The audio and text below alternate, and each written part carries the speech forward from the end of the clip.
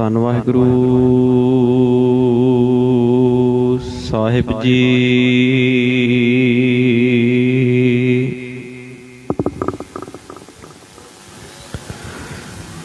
ਸਿੱਖੋ ਸ਼ਬਦ ਪਿਆਰਿਓ,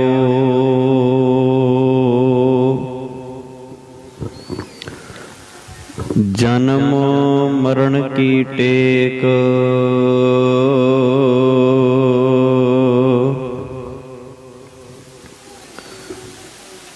ਮੁਖ ਉਜਲ ਸਦਾ ਸੁਖੀ। ਨਾਨਕ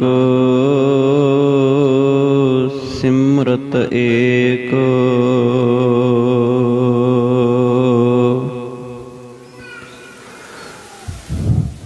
ਧਰ ਜਿਅਰੇ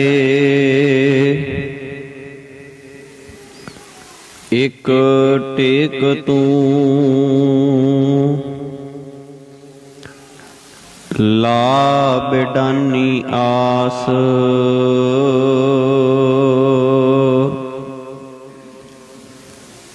ਨਾਨਕ ਨਾਮ ਧਿਆਏ ਕਾਰਜ ਆਵੈ ਰਾਸ।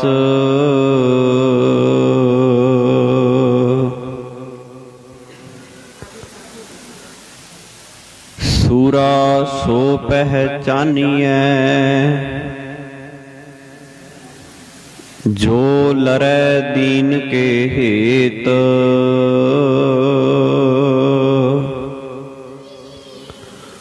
ਪੁਰਜਾ ਪੁਰਜਾ ਘਟ ਮਰੈ ਕਬਹੂ ਨ ਛਾਡੈ ਖੇਤ।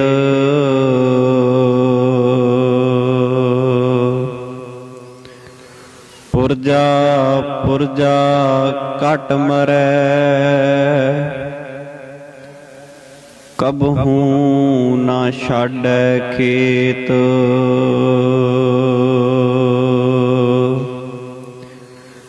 ਇਕ ਓੰਕਾਰ ਸਤਿਨਾਮ ਕਰਤਾ ਪੁਰਖ ਨਿਰਭਉ ਨਿਰਵੈਰ ਅਕਾਲ ਮੂਰਤ ਅਜੂਨੀ ਸੈਭੰ ਗੁਰ ਪ੍ਰਸਾਦ। ਧੰਨ ਵਾਹਿਗੁਰੂ ਸਾਹਿਬ ਜੀ। ਇਕ ਓੰਕਾਰ ਸਤ ਗੁਰ ਪ੍ਰਸਾਦ।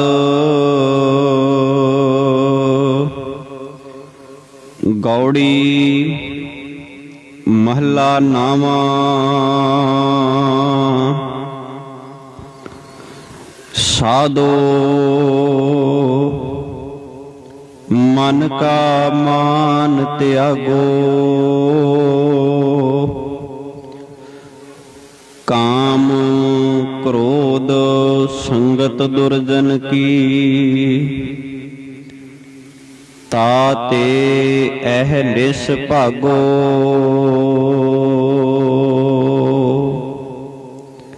ਸਾਧੋ ਮਨ ਕਾ ਮਾਨ ਤਿਆਗੋ।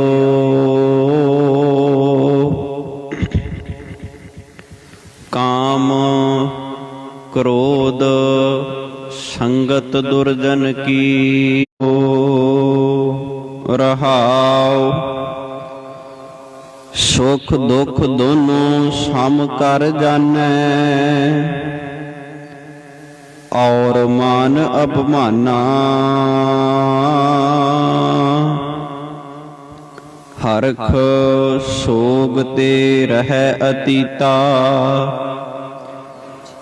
ਤਿਨ ਜਗ ਤਤ ਪਛਾਨਾ। ਉਸਤਤ ਨਿੰਦਾ ਦੋ ਤਿਆਗੈ। ਖੋਜੈ ਪਦ ਨਿਰਬਾਨਾ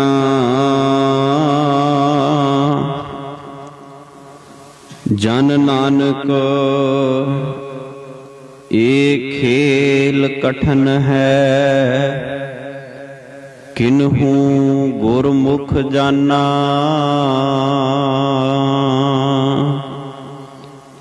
ਉਸਤਤ ਨਿੰਦਾ ਦੋ ਤਿਆਗੈ। ਖੋਜੈ ਪਦ ਨਿਰਬਾਨਾ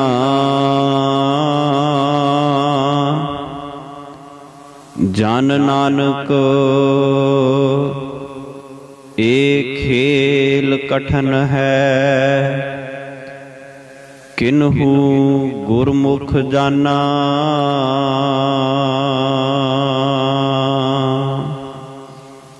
ਵਾਹਿਗੁਰੂ ਜੀ ਕਾ ਖਾਲਸਾ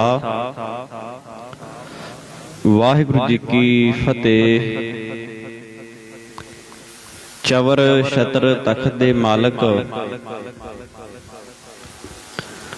ਧੰਨ ਧੰਨ ਸਾਹਿਬ ਸਤਿਗੁਰੂ ਸ੍ਰੀ ਗੁਰੂ ਗ੍ਰੰਥ ਸਾਹਿਬ ਸੱਚੇ ਪਾਤਸ਼ਾਹ ਜੀ ਮਹਾਰਾਜ ਤਿਨਾਂ ਦੀ ਪਾਵਨ ਹਜ਼ੂਰੀ ਦੇ ਅੰਦਰ ਬਹੁਤ ਹੀ ਪਿਆਰ ਨਾਲ ਸਤਿਕਾਰ ਨਾਲ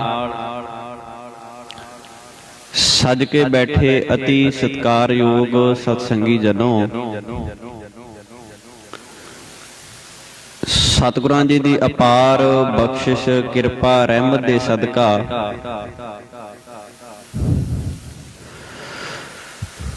ਅੱਜ ਅਸੀਂ ਸਤਿਗੁਰੂ ਜੀ ਦੇ ਦਰਬਾਰ ਅੰਦਰ ਚੱਲ ਰਹੇ ਲੜੀਵਾਰ ਦੀਵਾਨਾਂ ਦੇ ਅੰਦਰ ਸਤਿਗੁਰਾਂ ਜੀ ਦੇ ਉਸ ਕਾਫਲੇ ਦੇ ਹਮਰਾਹੀ ਬਣਦੇ ਹੋਏ ਲਗਾਤਾਰ ਹਾਜ਼ਰੀਆਂ ਭਰ ਰਹੇ ਹਾਂ ਅਤੇ ਸਤਿਗੁਰੂ ਜੀ ਦੇ ਉਸ ਇਤਿਹਾਸਕ ਪ੍ਰਸੰਗ ਨੂੰ ਸਮਝਣ ਦਾ, ਆਪਣੇ ਮਨ ਤੇ ਮਹਿਸੂਸ ਕਰਨ ਦਾ ਯਤਨ ਕਰ ਰਹੇ ਹਾਂ। ਮੇਰੇ ਤੋਂ ਪਹਿਲਾਂ ਤੁਸੀਂ ਮੇਰੀਆਂ ਭੈਣਾਂ ਦੇ ਪਾਸੋਂ ਸਾਹਿਬਜ਼ਾਦਿਆਂ ਦੀਆਂ ਉਹ ਕਵਿਤਾਵਾਂ ਜਿਨ੍ਹਾਂ ਨੂੰ ਸੁਣ ਕੇ ਮਨੁੱਖ ਦੇ ਮਨ ਵਿੱਚ ਆਪਣੇ ਆਪ ਹੀ ਉਹ ਦਰਦ ਮਹਿਸੂਸ ਹੋਣਾ ਸ਼ੁਰੂ ਹੋ ਜਾਂਦਾ ਹੈ। ਜਦੋਂ ਧੰਨ ਮਾਤਾ ਗੁਜਰ ਕੌਰ ਆਪਣੇ ਦੋਵੇਂ ਛੋਟੇ ਪੋਤੇ ਬਾਬਾ ਜ਼ੋਰਾਵਰ ਸਿੰਘ ਤੇ ਬਾਬਾ ਫਤਿਹ ਸਿੰਘ ਨੂੰ ਠੰਡੇ ਬੁਰਜ ਦੇ ਵਿੱਚੋਂ ਵਜ਼ੀਰ ਖਾਂ ਦੀ ਕਚਹਿਰੀ ਵਿੱਚ ਤੋਰਦੇ ਹੁੰਦੇ, ਕਿਹੋ ਜਿਹਾ ਉਹ ਦ੍ਰਿਸ਼ ਹੋਏਗਾ, ਕਿਹੋ ਜਿਹਾ ਉਹ ਸਮਾਂ ਹੋਏਗਾ, ਕਿਹੋ ਜਿਹੀ ਉਹ ਘੜੀ ਹੋਏਗੀ ਜਦੋਂ ਮਾਤਾ ਗੁਜਰ ਕੌਰ ਆਪਣੇ ਪੋਤਿਆਂ ਨੂੰ ਠੰਡੇ ਬੁਰਜ ਦੇ ਵਿੱਚੋਂ ਵਜ਼ੀਰ ਖਾਂ ਦੀ ਕਚਹਿਰੀ ਵਿੱਚ ਤਿਆਰ ਕਰਕੇ ਭੇਜਦੇ ਨੇ। ਪੰਥ ਦਾ ਸਾਰਾ ਜ਼ਿੰਮਾ ਅੱਜ ਉਹਨਾਂ ਦੇ ਸਿਰ ਤੇ ਪਿਆ ਹੋਇਆ ਹੈ। ਭੈਣਾਂ ਨੇ ਬੜੇ ਭਾਵਪੂਰਤ ਬੋਲ ਤੁਹਾਡੇ ਨਾਲ ਸਾਂਝੇ ਕੀਤੇ ਸਨ। ਨਾ ਉਡੀਕੀ ਦਾਦੀਏ, ਅਸੀਂ ਮੁੜ ਨਹੀਂ ਆਉਣਾ। ਇਹ ਬੋਲ ਪੰਜਾਬ ਦੀਆਂ ਫਿਜ਼ਾਵਾਂ ਦੇ ਵਿੱਚ ਬੱਚੇ ਬੱਚੇ ਦੀ ਜ਼ੁਬਾਨ ਤੇ ਚਾਹੀਦੇ ਨੇ, ਤਾਂ ਹੀ ਅਸੀਂ ਪੰਜਾਬ ਦੀ ਧਰਤੀ ਤੇ ਸਾਹਿਬਜ਼ਾਦਿਆਂ ਦੀ ਕੀਤੀ ਹੋਈ ਉਸ ਕੁਰਬਾਨੀ ਦਾ ਰਤਾ ਜਿੰਨਾ ਮੁੱਲ ਮੋੜ ਸਕਦੇ ਹਾਂ। ਜਿਸ ਪਾਵਨ ਸ਼ਬਦ ਦੀ ਸਾਂਝ ਮੈਂ ਆਪ ਸਰਬੱਤ ਸੰਗਤ ਨਾਲ ਪਾਈ ਹੈ, ਇਹ ਪਾਵਨ ਸ਼ਬਦ ਰਾਗ ਗੌੜੀ ਦੇ ਅੰਦਰ ਧੰਨ ਗੁਰੂ ਤੇਗ ਬਹਾਦਰ ਸਾਹਿਬ ਸੱਚੇ ਪਾਤਸ਼ਾਹ ਮਹਾਰਾਜ ਜੀ ਨੇ ਆਪਣੇ ਮੁਖਾਰ ਬਿੰਦ ਤੋਂ ਉਚਾਰਨ ਕੀਤਾ ਹੈ। ਸਤਿਗੁਰੂ ਗੁਰੂ ਤੇਗ ਬਹਾਦਰ ਸਾਹਿਬ ਸੱਚੇ ਪਾਤਸ਼ਾਹ ਮਹਾਰਾਜ ਬੜੀ ਕੀਮਤੀ ਵਿਚਾਰ, ਬੜੀ ਕੀਮਤੀ ਗੱਲ ਸਾਡੇ ਨਾਲ ਇਸ ਪਾਵਨ ਸ਼ਬਦ ਵਿੱਚ ਸਾਂਝੀ ਕਰਦੇ ਨੇ। ਮਹਾਰਾਜ ਕਹਿੰਦੇ ਨੇ, ਸਾਧੋ ਮਨ ਕਾ ਮਾਨ ਤਿਆਗੋ। ਹੇ ਭਾਈ, ਇਸ ਸੰਸਾਰ ਦੇ ਵਿੱਚ ਆਣ ਕੇ ਆਪਣੇ ਮਨ ਦੇ ਮਾਣ ਨੂੰ ਤਿਆਗ ਦਿਓ, ਹੰਕਾਰ ਨੂੰ ਛੱਡ ਦਿਓ। ਜਦੋਂ ਅਸੀਂ ਸਾਧ ਸੰਗਤ ਇਸ ਦੁਨੀਆ ਦੇ ਵਿੱਚ ਵਿਚਰਦੇ ਹਾਂ, ਰਹਿੰਦੇ ਹਾਂ, ਤਾਂ ਬੰਦੇ ਦੇ ਦੋ ਘਰ ਹੁੰਦੇ ਨੇ, ਦੋ ਘਰ। ਤੁਸੀਂ ਹੈਰਾਨ ਹੋਵੋਗੇ ਵੀ ਇੱਕ ਘਰ ਤੇ ਸਾਡਾ ਆਪਣਾ ਹੈ, ਦੂਜਾ ਘਰ ਕਿਹੜਾ ਹੈ? ਇੱਕ ਘਰ ਉਹ ਹੈ ਜਿੱਥੇ ਬੰਦਾ ਰਹਿੰਦਾ ਹੈ, ਜਿੱਥੇ ਅਸੀਂ ਰਾਤ ਨੂੰ ਸੌਂਦੇ ਹਾਂ, ਜਿੱਥੇ ਸਵੇਰ ਵੇਲੇ ਉੱਠ ਕੇ ਸਾਫ਼ ਸਫਾਈ ਕੀਤੀ ਜਾਂਦੀ ਹੈ। ਇੱਕ ਘਰ ਉਹ ਹੈ ਜਿਹਦੀ ਖਾਤਰ ਬੰਦਾ ਦੂਰ ਦੂਰ ਤੱਕ ਪੈਸਾ ਕਮਾਉਣ ਦੇ ਵਾਸਤੇ ਜਾਂਦਾ ਹੈ ਕਿ ਮੈਂ ਆਪਣੇ ਘਰ ਨੂੰ ਚੰਗਾ ਬਣਾ ਸਕਾਂ। ਇੱਕ ਘਰ ਉਹ ਹੈ, ਉਸ ਘਰ ਦੇ ਵਿੱਚ ਗੰਦਗੀ ਪਈ ਹੋਵੇ ਤੇ ਬੰਦਾ ਹੱਥ ਵਿੱਚ ਝਾੜੂ ਫੜ ਕੇ ਤੇ ਉਸ ਘਰ ਦੀ ਸਫਾਈ ਕਰਦਾ ਹੈ, ਉਸ ਘਰ ਨੂੰ ਸਾਫ਼ ਰੱਖਿਆ ਜਾਂਦਾ ਹੈ। ਬਾਹਰੋਂ ਕੋਈ ਰਿਸ਼ਤੇਦਾਰ, ਕੋਈ ਪ੍ਰਾਹੁਣਾ, ਕੋਈ ਸੱਜਣ ਸਾਡੇ ਘਰ ਵਿੱਚ ਆਵੇ ਤੇ ਆਣ ਕੇ ਇਹ ਨਾ ਕਵੇ ਵੀ ਤੁਹਾਡੇ ਘਰ ਦੇ ਵਿੱਚ ਗੰਦਗੀ ਹੈ। ਆਪਣੇ ਘਰ ਨੂੰ ਸੋਹਣਾ ਰੱਖਣ ਵਾਸਤੇ ਬੰਦੇ ਆਪਣੀ ਪੂਰੀ ਜ਼ਿੰਦਗੀ ਆਪਣੇ ਘਰ ਤੇ ਲਾ ਦਿੰਦੇ ਨੇ। ਪਰ ਜਦੋਂ ਅਸੀਂ ਧੰਨ ਸ੍ਰੀ ਗੁਰੂ ਗ੍ਰੰਥ ਸਾਹਿਬ ਸੱਚੇ ਪਾਤਸ਼ਾਹ ਮਹਾਰਾਜ ਜੀ ਦੀ ਬਾਣੀ ਪੜ੍ਹਦੇ ਹਾਂ ਤਾਂ ਸਤਿਗੁਰੂ ਨੇ ਆਖਿਆ, ਇੱਕ ਘਰ ਤੇਰਾ ਹੋਰ ਹੈਗਾ ਹੈ। ਉਹ ਘਰ ਹੈ ਤੇਰੇ ਆਪਣੇ ਮਨ ਦਾ। ਮਨ ਦਾ ਵੀ ਇੱਕ ਆਪਣਾ ਘਰ ਹੈ, ਮਨ ਨੇ ਵੀ ਇੱਕ ਆਪਣਾ ਘਰ ਬਣਾਇਆ ਹੋਇਆ ਹੈ, ਜਿੱਥੇ ਕਾਮ, ਕ੍ਰੋਧ, ਲੋਭ, ਮੋਹ, ਹੰਕਾਰ, ਇਹ ਪੰਜ ਵਿਕਾਰ ਮਨ ਦੇ ਇਸ ਘਰ ਵਿੱਚ ਆਣ ਕੇ ਵਸੇ ਹੋਏ ਨੇ, ਨਿਵਾਸ ਕਰਦੇ ਨੇ। ਬਾਹਰੀ ਤੌਰ ਤੇ ਬੰਦੇ ਦੇ ਘਰ ਵਿੱਚ ਗੰਦਗੀ ਪੈ ਜਾਵੇ ਤੇ ਬੰਦਾ ਆਪਣੇ ਘਰ ਨੂੰ ਸਾਫ਼ ਕਰਦਾ ਹੈ ਝਾੜੂ ਦੇ ਨਾਲ, ਪਰ ਜੇ ਮਨ ਦਾ ਘਰ ਸਾਫ਼ ਕਰਨਾ ਹੋਵੇ ਤੇ ਇਹਦੇ ਵਾਸਤੇ ਕੀ ਜੁਗਤ ਹੈ, ਇਹਦੇ ਵਾਸਤੇ ਕੀ ਵਿਧੀ ਹੈ? ਗੁਰਦੇਵ ਗੁਰੂ ਤੇਗ ਬਹਾਦਰ ਸਾਹਿਬ ਸੱਚੇ ਪਾਤਸ਼ਾਹ ਮਹਾਰਾਜ ਇਹੋ ਹੀ ਗੱਲ ਅੱਜ ਦੇ ਇਸ ਪਾਵਨ ਸ਼ਬਦ ਵਿੱਚ ਸਮਝਾ ਰਹੇ ਨੇ। ਮੈਂ ਇਸ ਕਰਕੇ ਬੇਨਤੀ ਤੁਹਾਡੇ ਨਾਲ ਸਾਂਝੀ ਕਰ ਰਿਹਾ ਕਿਉਂਕਿ ਅੱਜ ਦੇ ਇਸ ਇਤਿਹਾਸ ਦੇ ਪ੍ਰਸੰਗ ਨਾਲ ਇਹ ਸਾਰੀਆਂ ਚੀਜ਼ਾਂ ਮੇਲ ਖਾਂਦੀਆਂ ਨੇ। ਮਹਾਰਾਜ ਕਹਿੰਦੇ ਨੇ, ਸਾਧੋ, ਹੇ ਸਾਧੋ, ਹੇ ਧਰਤੀ ਤੇ ਰਹਿਣ ਵਾਲੇ ਮਨੁੱਖੋ, ਮਨ ਕਾ ਮਾਨ ਤਿਆਗੋ।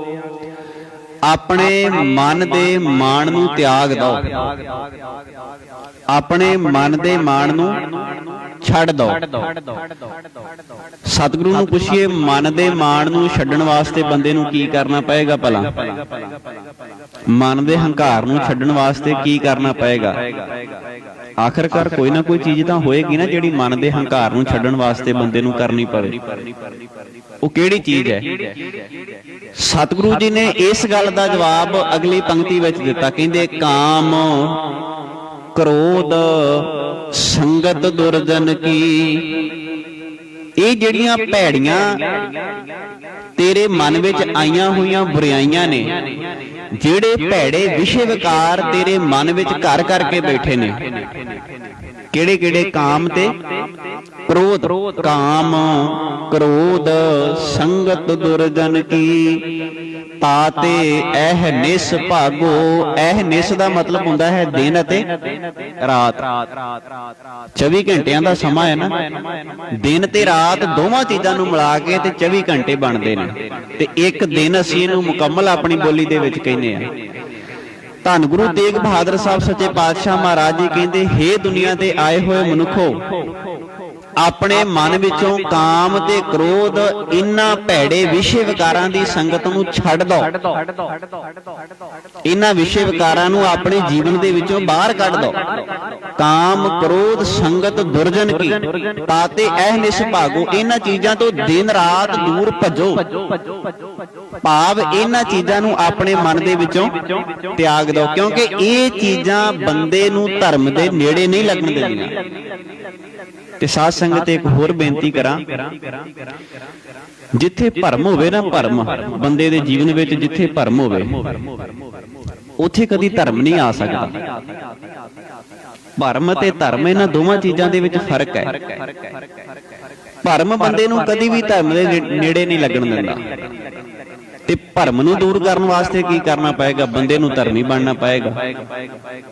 ਤੇ ਜਿੰਨਾ ਚਿਰ ਬੰਦਾ ਭਰਮ ਦੇ ਵਿੱਚ ਹੈ, ਉਨਾ ਚਿਰ ਬੰਦਾ ਅੰਦਰੋਂ ਡਰਦਾ ਹੈ, ਉਨਾ ਚਿਰ ਬੰਦਾ ਅੰਦਰੋਂ ਕੰਬਦਾ ਹੈ। ਤਾਈਓ ਧੰਨ ਸ੍ਰੀ ਗੁਰੂ ਗ੍ਰੰਥ ਸਾਹਿਬ ਸੱਚੇ ਪਾਤਸ਼ਾਹ ਮਹਾਰਾਜ ਜੀ ਦੀ ਬਾਣੀ ਨੇ ਇਹ ਬੋਲ ਸਾਡੇ ਨਾਲ ਸਾਂਝੇ ਕੀਤੇ ਸਨ। ਮਹਾਰਾਜ ਕਹਿੰਦੇ ਸੋ ਡਰੈ, ਸੋ ਡਰੈ ਜੇ ਪਾਪ ਕਮਾਵੰਦਾ। ਡਰ ਉਸੇ ਬੰਦੇ ਨੂੰ ਹੈ ਜਿਹੜਾ ਅੰਦਰੋਂ ਪਾਪੀ ਹੈ।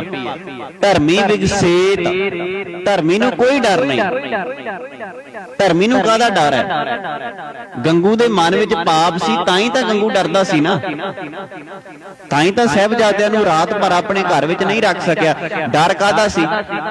ਜਿਹੜੀ ਮੈਂ ਚੋਰੀ ਕੀਤੀ ਆ ਕਿਤੇ ਇਹਦਾ ਲੋਕਾਂ ਨੂੰ ਪਤਾ ਨਾ ਲੱਗ ਜਾਵੇ, ਇਸੇ ਗੱਲ ਦਾ ਡਰ ਸੀ ਨਾ ਗੰਗੂ ਨੂੰ। ਹੋਰ ਗੰਗੂ ਨੂੰ ਅੰਦਰੋਂ ਕਿਹੜਾ ਪੈ ਖਾਂਦਾ ਸੀ ਭਲਾ?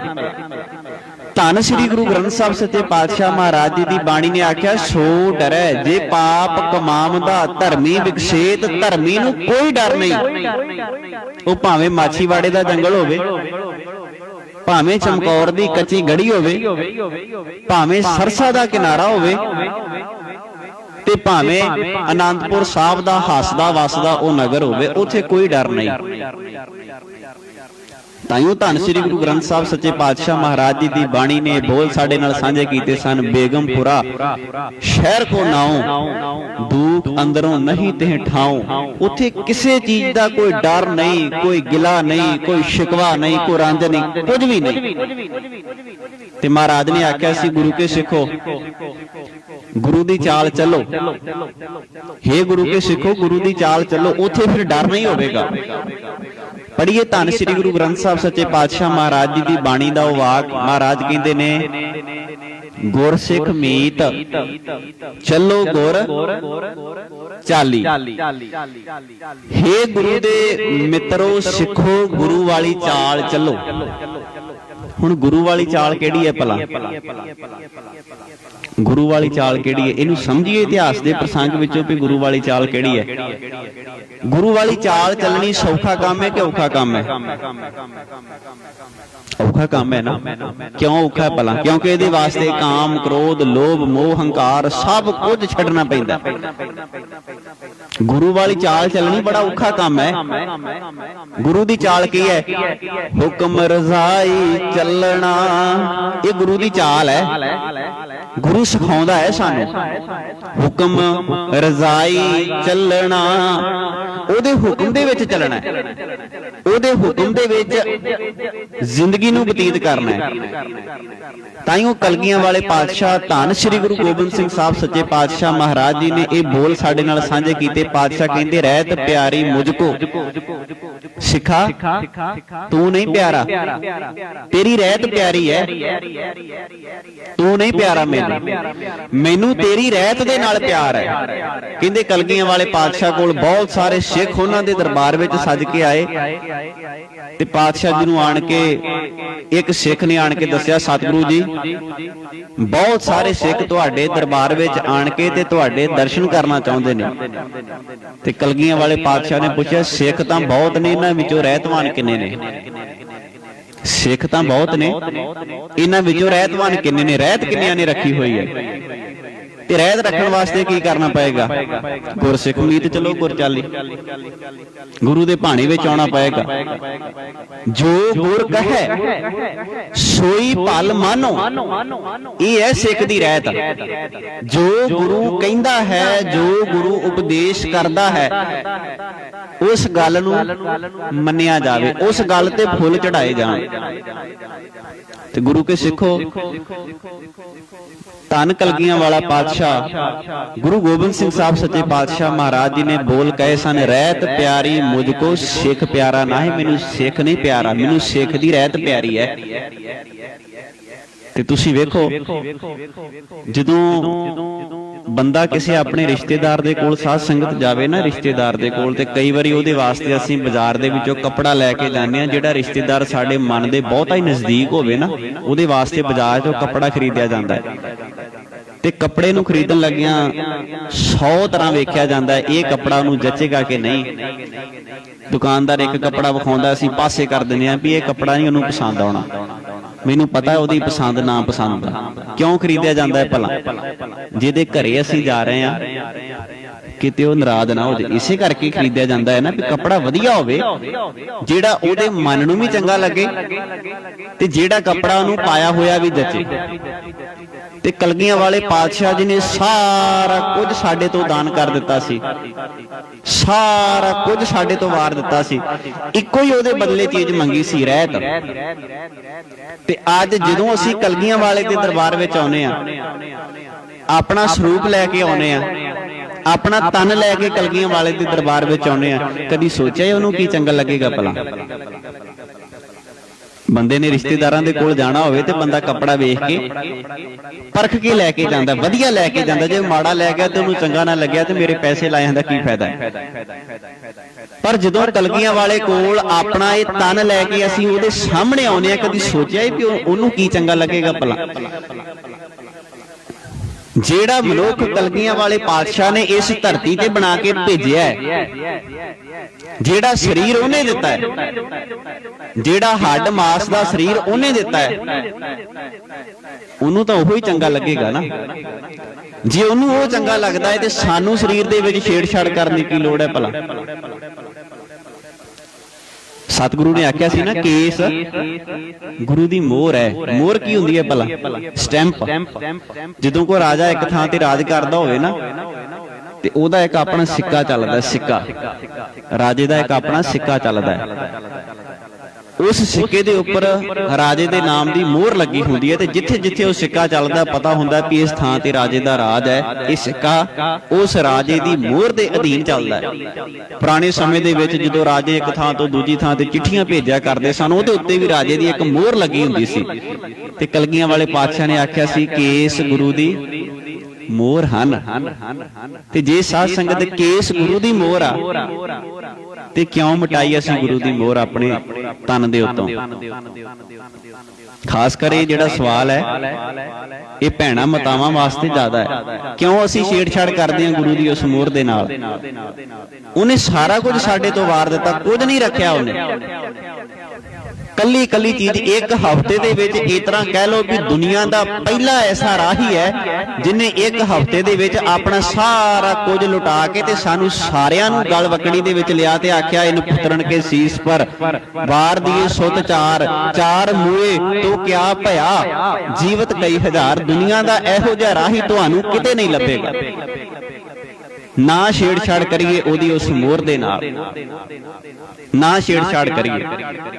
ਜਿਹੋ ਜਿਹਾ ਕਲਗੀਆਂ ਵਾਲੇ ਨੇ ਬਣਾ ਕੇ ਸਾਨੂੰ ਭੇਜਿਆ, ਉਹੋ ਜਿਹਾ ਉਹਨੂੰ ਬਣ ਕੇ ਵਿਖਾਈਏ। ਜਿਹੋ ਜਿਹਾ ਕਲਗੀਆਂ ਵਾਲਾ ਚਾਹੁੰਦਾ ਵੀ ਮੇਰਾ ਪੁੱਤ ਇਹੋ ਜਿਹਾ ਹੋਣਾ ਚਾਹੀਦਾ, ਉਹਨੂੰ ਆਖੀਏ, ਪਾਤਸ਼ਾਹ ਤੇਰਾ ਪੁੱਤ ਅੱਜ ਮੁਕੰਮਲ ਹੈ, ਬਣ ਗਿਆ ਹਾਂ ਮੈਂ ਤੇਰਾ ਪੁੱਤ, ਮੈਂ ਨਹੀਂ ਅੱਜ ਤੋਂ ਬਾਅਦ ਛੇੜਛਾੜ ਕਰਦਾ। ਜੇ ਤੁਸੀਂ ਸਾਰੇ ਰਲ ਕੇ ਇਹ ਉਪਰਾਲਾ ਕਰ ਰਹੇ ਹੋ ਤੇ ਅੱਜ ਤੋਂ ਬਾਅਦ ਲੱਕ ਬੰਨੀਏ, ਪਾਤਸ਼ਾਹ ਜੀ ਤੁਹਾਡੀ ਦਿੱਤੀ ਹੋਈ ਇਸ ਮੋਹਰ ਦੇ ਨਾਲ ਅਸੀਂ ਅੱਜ ਤੋਂ ਬਾਅਦ ਛੇੜਛਾੜ ਕਦੇ ਨਹੀਂ ਕਰਾਂਗੇ। ਇਹੋ ਹੀ ਹੈ ਗੁਰੂ ਦੀ ਚਾਲ ਚੱਲਣਾ। ਗੁਰਸਿੱਖ ਮੀਤ ਚਲੋ ਗੁਰ ਚਾਲੀ, ਜੋ ਗੁਰ ਕਹੈ ਸੋਈ ਭਲ ਮਾਨੋ, ਹਰ ਹਰ ਕਥਾ ਨਿਰਾਲੀ। ਇਹੋ ਹੀ ਹੈ ਗੁਰੂ ਦੀ ਚਾਲ ਚੱਲਣਾ, ਗੁਰੂ ਦੇ ਦਿੱਤੇ ਹੋਏ ਸਬਕ ਨੂੰ ਆਪਣੀ ਜ਼ਿੰਦਗੀ ਦੇ ਵਿੱਚ ਚੇਤੇ ਕਰਨਾ। ਪਰਤ ਕੇ ਆਈਏ ਅਸੀਂ ਅੱਜ ਦੀ ਇਤਿਹਾਸ ਦੀ ਉਸ ਲੜੀ ਦੇ ਅੰਦਰ। ਸਾਧ ਸੰਗਤ, ਆਰੰਭ ਦੇ ਵਿੱਚ ਮੈਂ ਛੋਟੀ ਜਿਹੀ ਬੇਨਤੀ ਕਰਦੇ ਹਾਂ, ਕਿਉਂਕਿ ਵੀਰਾਂ ਨੇ ਪਰਚੀ ਤੇ ਮੈਨੂੰ ਲਿਖ ਕੇ ਵੀ ਦਿੱਤਾ ਹੋਇਆ ਹੈ। 2 ਕੈਲੰਡਰ ਨੇ ਜਿਹੜੇ ਅੱਜ ਸਾਡੇ ਸਿੱਖ ਪੰਥ ਦੇ ਵਿੱਚ ਮੁੱਖ ਰੂਪ ਦੇ ਵਿੱਚ ਚੱਲਦੇ ਨੇ। ਇੱਕ ਨੂੰ ਕਿਹਾ ਜਾਂਦਾ ਮੂਲ ਨਾਨਕਸ਼ਾਹੀ ਕੈਲੰਡਰ, ਜਿਹੜਾ 2003 ਦੇ ਵਿੱਚ ਸ੍ਰੀ ਅਕਾਲ ਤਖਤ ਸਾਹਿਬ ਦੇ ਵੱਲੋਂ ਲਾਗੂ ਕੀਤਾ ਗਿਆ ਸੀ, ਪਰ 2009 ਦੇ ਵਿੱਚ ਕੁਝ ਕੁ ਬੰਦਿਆਂ ਨੇ ਰਲ ਕੇ, ਮੈਂ ਸ਼ਬਦ ਵਰਤਾਂ ਤਾਂ ਉਸ ਕੈਲੰਡਰ ਦਾ ਕਤਲ ਕਰ ਦਿੱਤਾ। ਮੈਂ ਕਤਲ ਸ਼ਬਦ ਇਸ ਕਰਕੇ ਵਰਤ ਰਿਹਾ ਕਿਉਂਕਿ ਬੜੀ ਬੇਰਹਿਮੀ ਦੇ ਨਾਲ ਤੇ ਬੜੀ ਬੇਕਿਰਕੀ ਨਾਲ ਉਸ ਕੈਲੰਡਰ ਨੂੰ ਤਿਲਾਂਜਲੀ ਦਿੱਤੀ ਗਈ, ਤੇ ਫਿਰ ਜਿਹੜਾ ਬੇਪਰਵਾਦ ਵਾਲਾ ਕੈਲੰਡਰ ਚੁੱਕ ਕੇ ਤੇ ਸਾਡੇ ਸਿੱਖਾਂ ਦੇ ਮੱਥੇ ਤੇ ਮੜ ਦਿੱਤਾ ਗਿਆ। ਉਸ ਵਕਤ ਦਾ ਸ਼੍ਰੋਮਣੀ ਕਮੇਟੀ ਦਾ ਪ੍ਰਧਾਨ ਤੇ ਜਥੇਬੰਦੀ ਦਾ ਇੱਕ ਮੁਖੀ ਸੀ, ਉਹਨਾਂ ਦੋਵਾਂ ਨੇ ਰਲ ਕੇ ਉਸ ਕੈਲੰਡਰ ਦਾ ਕਤਲ ਕਰ ਦਿੱਤਾ। ਜਦੋਂ ਅਸੀਂ ਸਾਹਿਬਜ਼ਾਦਿਆਂ ਦੇ ਸਮੁੱਚੇ ਇਤਿਹਾਸ ਦੇ ਪ੍ਰਸੰਗ ਨੂੰ ਪੜ੍ਹਦੇ ਆ ਨਾ, 8 ਪੋਹ ਵੱਡੇ ਸਾਹਿਬਜ਼ਾਦਿਆਂ ਦਾ ਸ਼ਹੀਦੀ ਦਿਨ ਹੈ ਤੇ 13 ਪੋਹ ਛੋਟੇ ਸਾਹਿਬਜ਼ਾਦਿਆਂ ਦਾ ਸ਼ਹੀਦੀ ਦਿਨ ਹੈ। ਜਦੋਂ ਤੁਸੀਂ ਸਾਧ ਸੰਗਤ ਇਹਨਾਂ ਦੋਵਾਂ ਤਰੀਕਾਂ ਨੂੰ ਮੂਲ ਨਾਨਕਸ਼ਾਹੀ ਕੈਲੰਡਰ ਵਿੱਚ ਵੇਖੋਗੇ ਤੇ 8 ਪੋਹ ਹਰ ਸਾਲ 21 ਦਸੰਬਰ ਨੂੰ ਆਵੇਗਾ ਤੇ 13 ਪੋਹ ਹਰ ਸਾਲ 26 ਦਸੰਬਰ ਨੂੰ ਆਵੇਗਾ। ਇਹ ਤਰੀਕਾਂ ਪੱਕੀਆਂ ਕਰ ਦਿੱਤੀਆਂ ਗਈਆਂ ਸਨ, ਇਹਨਾਂ ਤਰੀਕਾਂ ਵਿੱਚ ਕੋਈ ਮਿਲਾਵਟ ਨਹੀਂ ਸੀ। ਪਰ ਜਿਹੜਾ ਅੱਜ ਕੈਲੰਡਰ ਸ਼੍ਰੋਮਣੀ ਗੁਰਦੁਆਰਾ ਪ੍ਰਬੰਧਕ ਕਮੇਟੀ ਦੇ ਵੱਲੋਂ ਛਾਪਿਆ ਜਾ ਰਿਹਾ ਹੈ, ਇਹਦੇ ਵਿੱਚ ਵੱਡੇ ਸਾਹਿਬਜ਼ਾਦਿਆਂ ਦੀ ਸ਼ਹੀਦੀ 22 ਦਸੰਬਰ ਨੂੰ ਕਰ ਦਿੱਤੀ ਗਈ ਹੈ ਤੇ ਛੋਟੇ ਸਾਹਿਬਜ਼ਾਦਿਆਂ ਦੀ ਸ਼ਹੀਦੀ 27 ਦਸੰਬਰ ਨੂੰ ਕਰ ਦਿੱਤੀ ਗਈ ਹੈ। ਅੱਜ ਵੀ ਤੁਸੀਂ ਵੇਖੋ ਜਿਹੜਾ ਸ਼੍ਰੀ ਫਤਿਹਗੜ੍ਹ ਸਾਹਿਬ ਵਿਖੇ ਜੋੜ ਮੇਲਾ ਮਨਾਇਆ ਜਾਂਦਾ ਸਾਹਿਬਜ਼ਾਦਿਆਂ ਦੇ ਉਸ ਸ਼ਹੀਦੀ ਦਿਨ ਦੇ ਸੰਬੰਧ ਵਿੱਚ, ਉਹ 27 ਦਸੰਬਰ ਨੂੰ ਮਨਾਇਆ ਜਾਂਦਾ ਹੈ। ਪਰ ਅਸੀਂ ਸਾਰਿਆਂ ਨੇ ਰਲ ਮਿਲ ਕੇ ਮੂਲ ਨਾਨਕਸ਼ਾਹੀ ਕੈਲੰਡਰ ਤੇ ਪਹਿਰਾ ਦਿੰਦੇ ਹੋਏ, ਸਖਤੀ ਦੇ ਨਾਲ ਪਹਿਰਾ ਦਿੰਦੇ ਹੋਏ ਉਸ ਦਿਨ ਨੂੰ 26 ਦਸੰਬਰ ਨੂੰ ਮਨਾਉਣ ਦਾ ਯਤਨ ਕੀਤਾ ਹੈ, ਕਿਉਂਕਿ 26 ਦਸੰਬਰ ਹੀ ਉਹ ਤਰੀਕ ਬਣਦੀ ਹੈ ਜਿਸ ਦਿਨ ਗੁਰੂ ਕੇ ਲਾਲ ਧੰਨ ਬਾਬਾ ਜ਼ੋਰਾਵਰ ਸਿੰਘ ਤੇ ਧੰਨ ਬਾਬਾ ਫਤਿਹ ਸਿੰਘ ਸ਼ਹਾਦਤ ਦਾ ਜਾਮ ਪੀਂਦੇ ਨੇ। ਇਹ ਇੱਕ ਵੱਖਰਾ ਵਿਸ਼ਾ ਹੈ, ਮੈਂ ਅੱਜ ਇਹਦੇ ਵਿੱਚ ਨਹੀਂ ਜਾਵਾਂਗਾ। ਅੱਜ ਜਿਸ ਦਿਨ ਨੂੰ ਮੁਖਾਤਬ ਹੋ ਕੇ ਅਸੀਂ ਸਾਰੇ ਹੀ ਬੈਠੇ ਹਾਂ, ਇਹ ਦਿਨ ਦੀ ਆਪਣੇ ਆਪ ਦੇ ਵਿੱਚ ਬੜੀ ਵੱਡੀ ਕੀਮਤ ਹੈ, ਬੜੀ ਵੱਡੀ ਅਹਿਮੀਅਤ ਹੈ। ਮੈਂ ਪਿਛਲੇਰੇ ਦਿਨਾਂ ਦੇ ਵਿੱਚ ਚਮਕੌਰ ਸਾਹਿਬ ਦੀ ਗੜੀ ਦਾ ਉਹ ਪ੍ਰਸੰਗ ਤੁਹਾਡੇ ਨਾਲ ਸਾਂਝਾ ਕੀਤਾ ਸੀ। ਮੈਂ ਇਤਿਹਾਸ ਦੀ ਥੋੜੀ ਜਿਹੀ ਲੜੀ ਨੂੰ ਪਿੱਛੇ ਤੋਂ ਵਿਚਾਰਨ ਦਾ ਯਤਨ ਕਰਾਂਗਾ ਤਾਂ ਕਿ ਗੱਲ ਸੌਖੇ ਤਰੀਕੇ ਨਾਲ ਸਾਨੂੰ ਸਮਝ ਵਿੱਚ ਲੱਗ ਸਕੇ। ਗੁਰੂ ਗੋਬਿੰਦ ਸਿੰਘ ਸਾਹਿਬ ਸੱਚੇ ਪਾਤਸ਼ਾਹ ਮਹਾਰਾਜ ਚਮਕੌਰ ਦੀ ਗੜੀ ਚੋਂ ਨਿਕਲ ਕੇ ਮਾਛੀਵਾੜੇ ਦੇ ਅੱਗੇ ਦਾ ਸਫ਼ਰ ਤੈਅ ਕਰਦੇ ਨੇ। ਦੁਨੀਆ ਦਾ ਉਹ ਬੇਪਰਵਾਹ ਰਾਹੀ ਜਿਹਨੂੰ ਕਿਸੇ ਤਰ੍ਹਾਂ ਦਾ ਰੱਬ ਦੇ ਨਾਲ ਕੋਈ ਉਲਾਮਾ ਨਹੀਂ, ਮਾਛੀਵਾੜੇ ਦੇ ਜੰਗਲ ਵਿੱਚ ਖੂਹ ਦੀਆਂ ਟਿੰਡਾਂ ਦਾ ਸਹਾਰਾ ਬਣਾ ਕੇ ਸੁੱਤਾ ਹੋਇਆ ਭਾਈ ਮਾਨ ਸਿੰਘ, ਭਾਈ ਦਇਆ ਸਿੰਘ ਤੇ ਭਾਈ ਧਰਮ ਸਿੰਘ, ਤਿੰਨੇ ਗੁਰੂ ਕੇ ਸਿੱਖ ਮਾਛੀਵਾੜੇ ਦੇ ਜੰਗਲ ਵਿੱਚ ਕਲਗੀਧਰ ਪਾਤਸ਼ਾਹ ਜੀ ਨੂੰ ਆਣ ਕੇ ਮਿਲਦੇ ਨੇ। ਉਸ ਤੋਂ ਬਾਅਦ ਕਲਗੀਆਂ ਵਾਲੇ ਪਾਤਸ਼ਾਹ ਭਾਈ ਗੁਲਾਬੇ ਦੇ ਘਰੇ, ਭਾਈ ਪੰਜਾਬੇ ਦੇ ਘਰੇ ਜਾਂਦੇ ਨੇ, ਪ੍ਰਸ਼ਾਦਾ ਪਾਣੀ ਛਕਿਆ ਜਾਂਦਾ ਹੈ। ਉਸ ਤੋਂ ਬਾਅਦ ਭਾਈ ਗਨੀ ਖਾਂ ਤੇ ਭਾਈ ਨਬੀ ਖਾਂ ਕਲਗੀਧਰ ਪਾਤਸ਼ਾਹ ਜੀ ਨੂੰ ਉੱਚ ਦਾ ਪੀਰ ਬਣਾ ਕੇ, ਉੱਚ ਦੇ ਪੀਰ ਦਾ ਮਤਲਬ ਹੁੰਦਾ ਹੈ ਪੀਰਾਂ ਦਾ ਪੀਰ, ਪੀਰਾਂ ਦਾ ਪੀਰ ਬਣਾ ਕੇ ਕਲਗੀਧਰ ਪਾਤਸ਼ਾਹ ਜੀ ਨੂੰ ਮਾਛੀਵਾੜੇ ਦੇ ਉਸ ਜੰਗਲ ਦੇ ਵਿੱਚੋਂ ਅੱਗੇ ਦਾ ਜਿਹੜਾ ਸਫ਼ਰ ਹੈ ਉਹ ਕਲਗੀਆਂ ਵਾਲੇ ਪਾਤਸ਼ਾਹ ਜੀ ਤੈਅ ਕਰਦੇ ਨੇ। ਮਾਛੀਵਾੜੇ ਦੇ ਜੰਗਲ ਵਿੱਚੋਂ ਨਿਕਲ ਕੇ ਸਤਿਗੁਰੂ ਜੀ ਸਭ ਤੋਂ ਪਹਿਲਾ ਟਿਕਾਣਾ ਕਰਦੇ ਨੇ ਸ਼੍ਰੀ ਆਲਮਗੀਰ ਸਾਹਿਬ, ਜਿੱਥੇ ਅੱਜ ਉਹਨਾਂ ਦੀ ਯਾਦ ਵਿੱਚ ਬੜਾ ਵੱਡਾ ਗੁਰਦੁਆਰਾ ਸਾਹਿਬ ਬਣਿਆ ਹੋਇਆ ਹੈ। ਉਸ ਸਥਾਨ ਤੇ ਕਲਗੀਆਂ ਵਾਲੇ ਪਾਤਸ਼ਾਹ ਪਹੁੰਚੇ, ਉਹਨਾਂ ਦੇ ਨਾਲ ਉਹਨਾਂ ਦੇ ਸਿੱਖ ਭਾਈ ਗਨੀ ਖਾਂ ਤੇ ਭਾਈ ਨਬੀ ਖਾਂ ਸਤਿਗੁਰੂ ਜੀ ਦੀ ਸਵਾਰੀ ਨੂੰ ਆਲਮਗੀਰ ਸਾਹਿਬ ਤੱਕ ਲੈ ਕੇ ਜਾਂਦੇ ਨੇ। ਉਸ ਤੋਂ ਬਾਅਦ ਮਹਾਰਾਜ ਲੱਖੀ ਜੰਗਲ ਦਾ ਅੱਗੇ ਦਾ ਸਫ਼ਰ ਤੈਅ ਕਰਦੇ ਨੇ। ਉਸ ਵਕਤ ਜਿਹੜਾ ਮਾਲਵਾ ਏਰੀਆ ਹੁੰਦਾ ਸੀ, ਜਿਹਨੂੰ ਅੱਜ ਅਸੀਂ ਮਾਲਵਾ ਏਰੀਆ ਕਹਿੰਦੇ ਆ, ਜਿਹੜਾ ਸਤਲੁਜ ਦਰਿਆ ਤੋਂ ਪਾਰ ਦਾ ਇਲਾਕਾ ਹੈ, ਉਸ ਸਮੁੱਚੇ ਇਲਾਕੇ ਨੂੰ ਮਾਲਵਾ ਏਰੀਆ ਕਿਹਾ ਜਾਂਦਾ ਹੈ। ਉਹਨਾਂ ਸਮਿਆਂ ਦੇ ਵਿੱਚ ਉਸ ਇਲਾਕੇ ਦੇ ਵਿੱਚ ਬਹੁਤ ਸਾਰੇ ਰੁੱਖ ਹੁੰਦੇ ਸਨ ਤੇ ਲੱਖਾਂ ਹੀ ਰੁੱਖਾਂ ਦਾ ਇੱਕ ਝੁੰਡ ਹੋਣ ਕਰਕੇ ਉਸ ਇਲਾਕੇ ਨੂੰ ਲੱਖੀ ਜੰਗਲ ਦਾ ਇਲਾਕਾ ਕਿਹਾ ਜਾਂਦਾ ਸੀ, ਜਿੱਥੇ ਲੱਖਾਂ ਹੀ ਦਰਖਤ ਹੋਣ, ਜਿੱਥੇ ਬਹੁਤ ਵੱਡਾ ਇੱਕ ਜੰਗਲ ਹੋਵੇ। ਤੇ ਸਤਿਗੁਰੂ ਜੀ ਦੇ ਇੱਧਰ ਜਾਣ ਦਾ ਇੱਕ ਹੋਰ ਵੀ ਕਾਰਨ ਸੀ, ਕਿਉਂਕਿ ਜਿਹੜੀਆਂ ਪਹਾੜੀ ਫੌਜਾਂ ਸਨ ਇਹ ਕਲਗੀਧਰ ਪਾਤਸ਼ਾਹ ਜੀ ਦੀਆਂ ਵਿਰੋਧੀ ਹੋ ਚੁੱਕੀਆਂ ਸਨ। ਇਸ ਤੋਂ ਬਾਅਦ ਲਾਹੌਰ ਦਾ ਸੂਬੇਦਾਰ ਉਹ ਵੀ ਕਲਗੀਧਰ ਪਾਤਸ਼ਾਹ ਜੀ ਦਾ ਵਿਰੋਧੀ ਸੀ। ਉਹਨਾਂ ਨੂੰ ਉਹਨਾਂ ਦੀਆਂ ਫੌਜਾਂ ਲੱਭ ਰਹੀਆਂ ਸਨ, ਕਿਤੇ ਗੁਰੂ ਗੋਬਿੰਦ ਸਿੰਘ ਸਾਹਿਬ ਸੱਚੇ ਪਾਤਸ਼ਾਹ ਮਹਾਰਾਜ ਸਾਨੂੰ ਮਿਲ ਜਾਣ ਤੇ ਅਸੀਂ ਲੋਕਾਂ ਦੇ ਸਾਹਮਣੇ ਮੂੰਹ ਵਿਖਾਉਣ ਜੋਗੇ ਹੋ ਜਾਈਏ ਤੇ ਦੱਸ ਸਕੀਏ 7-8 ਮਹੀਨੇ ਦਾ ਘੇਰਾ ਪਾ ਕੇ ਅਸੀਂ ਸਿੱਖਾਂ ਦੇ ਗੁਰੂ ਨੂੰ ਫੜ ਲਿਆ। ਪਰ ਜਿਹੜਾ ਇਹ ਮਾਲਵੇ ਦਾ ਏਰੀਆ ਸੀ, ਮਾਲਵੇ ਦਾ ਇਲਾਕਾ ਸੀ, ਇਸ ਇਲਾਕੇ ਦੇ ਵਿੱਚ ਗੁਰੂ ਕੇ ਬੜੇ ਸ਼ਰਧਾਵਾਨ ਤੇ ਸਿੱਖੀ ਨਾਲ ਪਿਆਰ ਕਰਨ ਵਾਲੇ ਗੁਰਸਿੱਖ ਵਸਦੇ ਸਨ, ਜਿਨ੍ਹਾਂ ਦੇ ਵਿੱਚ ਭਾਈ ਡੱਲੇ ਦਾ ਨਾਂ ਇਤਿਹਾਸ ਦੇ ਵਿੱਚ ਸੁਨਹਿਰੀ ਅੱਖਰਾਂ ਦੇ ਵਿੱਚ ਸਾਨੂੰ ਮਿਲਦਾ ਹੈ। ਕਲਗੀਧਰ ਪਾਤਸ਼ਾਹ ਧੰਨ ਸ੍ਰੀ ਗੁਰੂ ਗੋਬਿੰਦ ਸਿੰਘ ਸਾਹਿਬ ਸੱਚੇ ਪਾਤਸ਼ਾਹ ਮਹਾਰਾਜ ਆਲਮਗੀਰ ਸਾਹਿਬ ਦੀ ਧਰਤੀ ਤੇ ਜਾਂਦੇ ਨੇ। ਉੱਥੇ ਉਹਨਾਂ ਦੀ ਸਵਾਰੀ ਨੂੰ ਉਤਾਰਿਆ ਜਾਂਦਾ ਹੈ। ਭਾਈ ਗਨੀ ਖਾਂ ਤੇ ਭਾਈ ਨਬੀ ਖਾਂ ਨੂੰ ਕਲਗੀਧਰ ਪਾਤਸ਼ਾਹ ਜੀ ਆਲਮਗੀਰ ਸਾਹਿਬ ਦੀ ਧਰਤੀ ਤੋਂ ਵਾਪਸ ਉਹਨਾਂ ਦੇ ਪਿੰਡ ਵਿੱਚ ਭੇਜ ਦਿੰਦੇ ਨੇ, ਤਾਂ ਕਿ ਜਿਹੜਾ ਅੱਗੇ ਦਾ ਸਫ਼ਰ ਹੈ ਇਹਦੇ ਵਿੱਚ ਕਿਸੇ ਤਰ੍ਹਾਂ ਦੀ ਕੋਈ ਮੁਸ਼ਕਲ ਨਾ ਆਵੇ। ਸਾਧ ਸੰਗਤ ਦੂਜੇ ਪਾਸੇ ਕਲਗੀਧਰ ਪਾਤਸ਼ਾਹ ਜੀ ਦੇ ਪਰਿਵਾਰ ਦਾ ਦੂਜਾ ਹਿੱਸਾ, ਧੰਨ ਮਾਤਾ ਗੁਜਰ ਕੌਰ, ਧੰਨ ਬਾਬਾ ਜ਼ੋਰਾਵਰ ਸਿੰਘ ਤੇ ਧੰਨ ਬਾਬਾ ਫਤਿਹ ਸਿੰਘ। ਅਸੀਂ ਪਹਿਲੀ ਇਤਿਹਾਸ ਦੀ ਲੜੀ ਵਿੱਚ ਇਸ ਬੇਨਤੀ ਨੂੰ ਸਾਂਝਾ ਕੀਤਾ ਸੀ, ਕੁੰਮੇ ਮਾਸ਼ਕੀ ਦੀ ਛੰਨ ਦੇ ਵਿੱਚ ਮਾਤਾ ਗੁਜਰ ਕੌਰ, ਧੰਨ ਬਾਬਾ ਜ਼ੋਰਾਵਰ ਸਿੰਘ ਤੇ ਧੰਨ ਬਾਬਾ ਫਤਿਹ ਸਿੰਘ ਠਹਿਰਦੇ ਨੇ। ਉਹ ਰਾਤ ਸੀ 7 ਪੋਹ ਦੀ, 7 ਪੋਹ ਦੀ ਰਾਤ ਕੁੰਮੇ ਮਾਸ਼ਕੀ ਦੀ ਛੰਨ ਦੇ ਵਿੱਚ ਸਾਹਿਬਜ਼ਾਦੇ ਤੇ ਮਾਤਾ ਗੁਜਰ ਕੌਰ ਜੀ ਰਾਤ ਦਾ ਟਿਕਾਣਾ ਕਰਦੇ ਨੇ। ਸਵੇਰ ਚੜ੍ਹਦੀ ਹੈ, ਮਾਂ ਲక్ష్ਮੀ ਆਪਣੇ ਘਰ ਦੇ ਵਿੱਚੋਂ ਜਿੰਨਾ ਕੁ ਉਹਨਾਂ ਦੇ ਕੋਲ ਪ੍ਰਸ਼ਾਦੇ ਪਾਣੀ ਦਾ ਪ੍ਰਬੰਧ ਹੋ ਸਕਦਾ ਸੀ, ਆਪਣੇ ਘਰ ਵਿੱਚੋਂ ਪ੍ਰਸ਼ਾਦਾ ਪਾਣੀ ਤਿਆਰ ਕਰਕੇ ਸਾਹਿਬਜ਼ਾਦਿਆਂ ਦੇ ਸਾਹਮਣੇ ਉਹਨੇ ਪਰੋਸਿਆ। ਸਾਹਿਬਜ਼ਾਦਿਆਂ ਨੇ ਭੋਜਨ ਨੂੰ ਛਕਿਆ। ਅਚਾਨਕ ਉੱਥੇ ਗੰਗੂ ਤੁਰਿਆ ਆਉਂਦਾ ਸੀ, ਕਿਉਂਕਿ ਗੰਗੂ ਨੂੰ ਉਸ ਵਕਤ ਇਸ ਗੱਲ ਦਾ ਪਤਾ ਲੱਗ ਚੁੱਕਾ ਸੀ ਕਿ ਅਨੰਦਪੁਰ ਸਾਹਿਬ ਗੁਰੂ ਗੋਬਿੰਦ ਸਿੰਘ ਸਾਹਿਬ ਸੱਚੇ ਪਾਤਸ਼ਾਹ ਮਹਾਰਾਜ ਜੀ ਨੇ ਛੱਡ ਦਿੱਤਾ ਹੈ। ਇਤਿਹਾਸ ਵਿੱਚ ਵੈਸੇ ਇੱਕ ਹੋਰ ਨਾਂ ਆਉਂਦਾ ਹੈ ਧੂਮਾ ਤੇ ਦਰਬਾਰੀ, ਕਿਉਂਕਿ ਦੁੰਨਾ ਸਿੰਘ ਹੰਡੂਰੀਏ ਦੀ ਇੱਕ ਲਿਖਤ ਹੈ। ਜਦੋਂ ਤੁਸੀਂ ਪਿਆਰਾ ਸਿੰਘ ਪਦਮ ਜੀ ਦੀ ਕਿਤਾਬ ਪੜ੍ਹੋਗੇ, 4 ਸਾਹਿਬਜ਼ਾਦੇ, ਉਹਦੇ ਵਿੱਚ 4 ਸਾਹਿਬਜ਼ਾਦੇ ਕਿਤਾਬ ਦੇ ਪਹਿਲਾਂ ਦੁੰਨਾ ਸਿੰਘ ਹੰਡੂਰੀਏ ਦੀ ਲਿਖਤ ਪਿਆਰਾ ਸਿੰਘ ਪਦਮ ਨੇ ਸਾਡੇ ਨਾਲ ਸਾਂਝੀ ਕੀਤੀ ਹੈ। ਉਹ ਲਿਖਤ ਸਿੱਖ ਰਾਏ ਫਰੈਂਸ ਲਾਇਬ੍ਰੇਰੀ ਦੇ ਵਿੱਚ 1984 ਤੋਂ ਪਹਿਲਾਂ ਮੌਜੂਦ ਸੀ, ਪਰ ਜਦੋਂ 1984 ਦੇ ਵਿੱਚ ਜੂਨ 1984 ਦੇ ਵਿੱਚ ਸ੍ਰੀ ਅਕਾਲ ਤਖਤ ਸਾਹਿਬ ਦੇ ਅਟੈਕ ਹੁੰਦਾ ਹੈ, ਸਿੱਖ ਰਾਏ ਫਰੈਂਸ ਲਾਇਬ੍ਰੇਰੀ ਨੂੰ ਸਾੜ ਦਿੱਤਾ ਜਾਂਦਾ ਹੈ। ਕਿਤਾਬਾਂ ਚੁੱਕ ਕੇ ਭਾਰਤ ਸਰਕਾਰ ਉਹਨਾਂ ਨੂੰ ਆਪਣੇ ਹਵਾਲੇ ਦੇ ਵਿੱਚ ਕਰ ਲੈਂਦੀ ਹੈ। ਉਸ ਤੋਂ ਬਾਅਦ ਖਾਲਸਾ ਪੰਥ ਦੇ ਕੋਲ ਉਸ ਕਿਤਾਬ ਦਾ ਕੋਈ ਖੁਰਾ ਖੋਜ ਨਹੀਂ ਲੱਭਾ। ਉਹ ਕਿਤਾਬ ਸਾਡੇ ਵਿਰਸੇ ਦੇ ਵਿੱਚੋਂ ਗਵਾਚ ਗਈ, ਪਰ ਉਹਦਾ ਕੁਝ ਹਿੱਸਾ ਪ੍ਰੋਫੈਸਰ ਪਿਆਰਾ ਸਿੰਘ ਪਦਮ ਜੀ ਨੇ 4 ਸਾਹਿਬਜ਼ਾਦੇ ਆਪਣੀ ਪੁਸਤਕ ਦੇ ਵਿੱਚ ਉਹਨਾਂ ਨੇ ਦਰਜ ਕੀਤਾ ਹੈ। ਉਸ ਕਿਤਾਬ ਦੇ ਵਿੱਚ ਉਹਨਾਂ ਨੇ ਬੜਾ ਭਾਵਪੂਰਤ ਪ੍ਰਸੰਗ ਬਿਆਨ ਕੀਤਾ।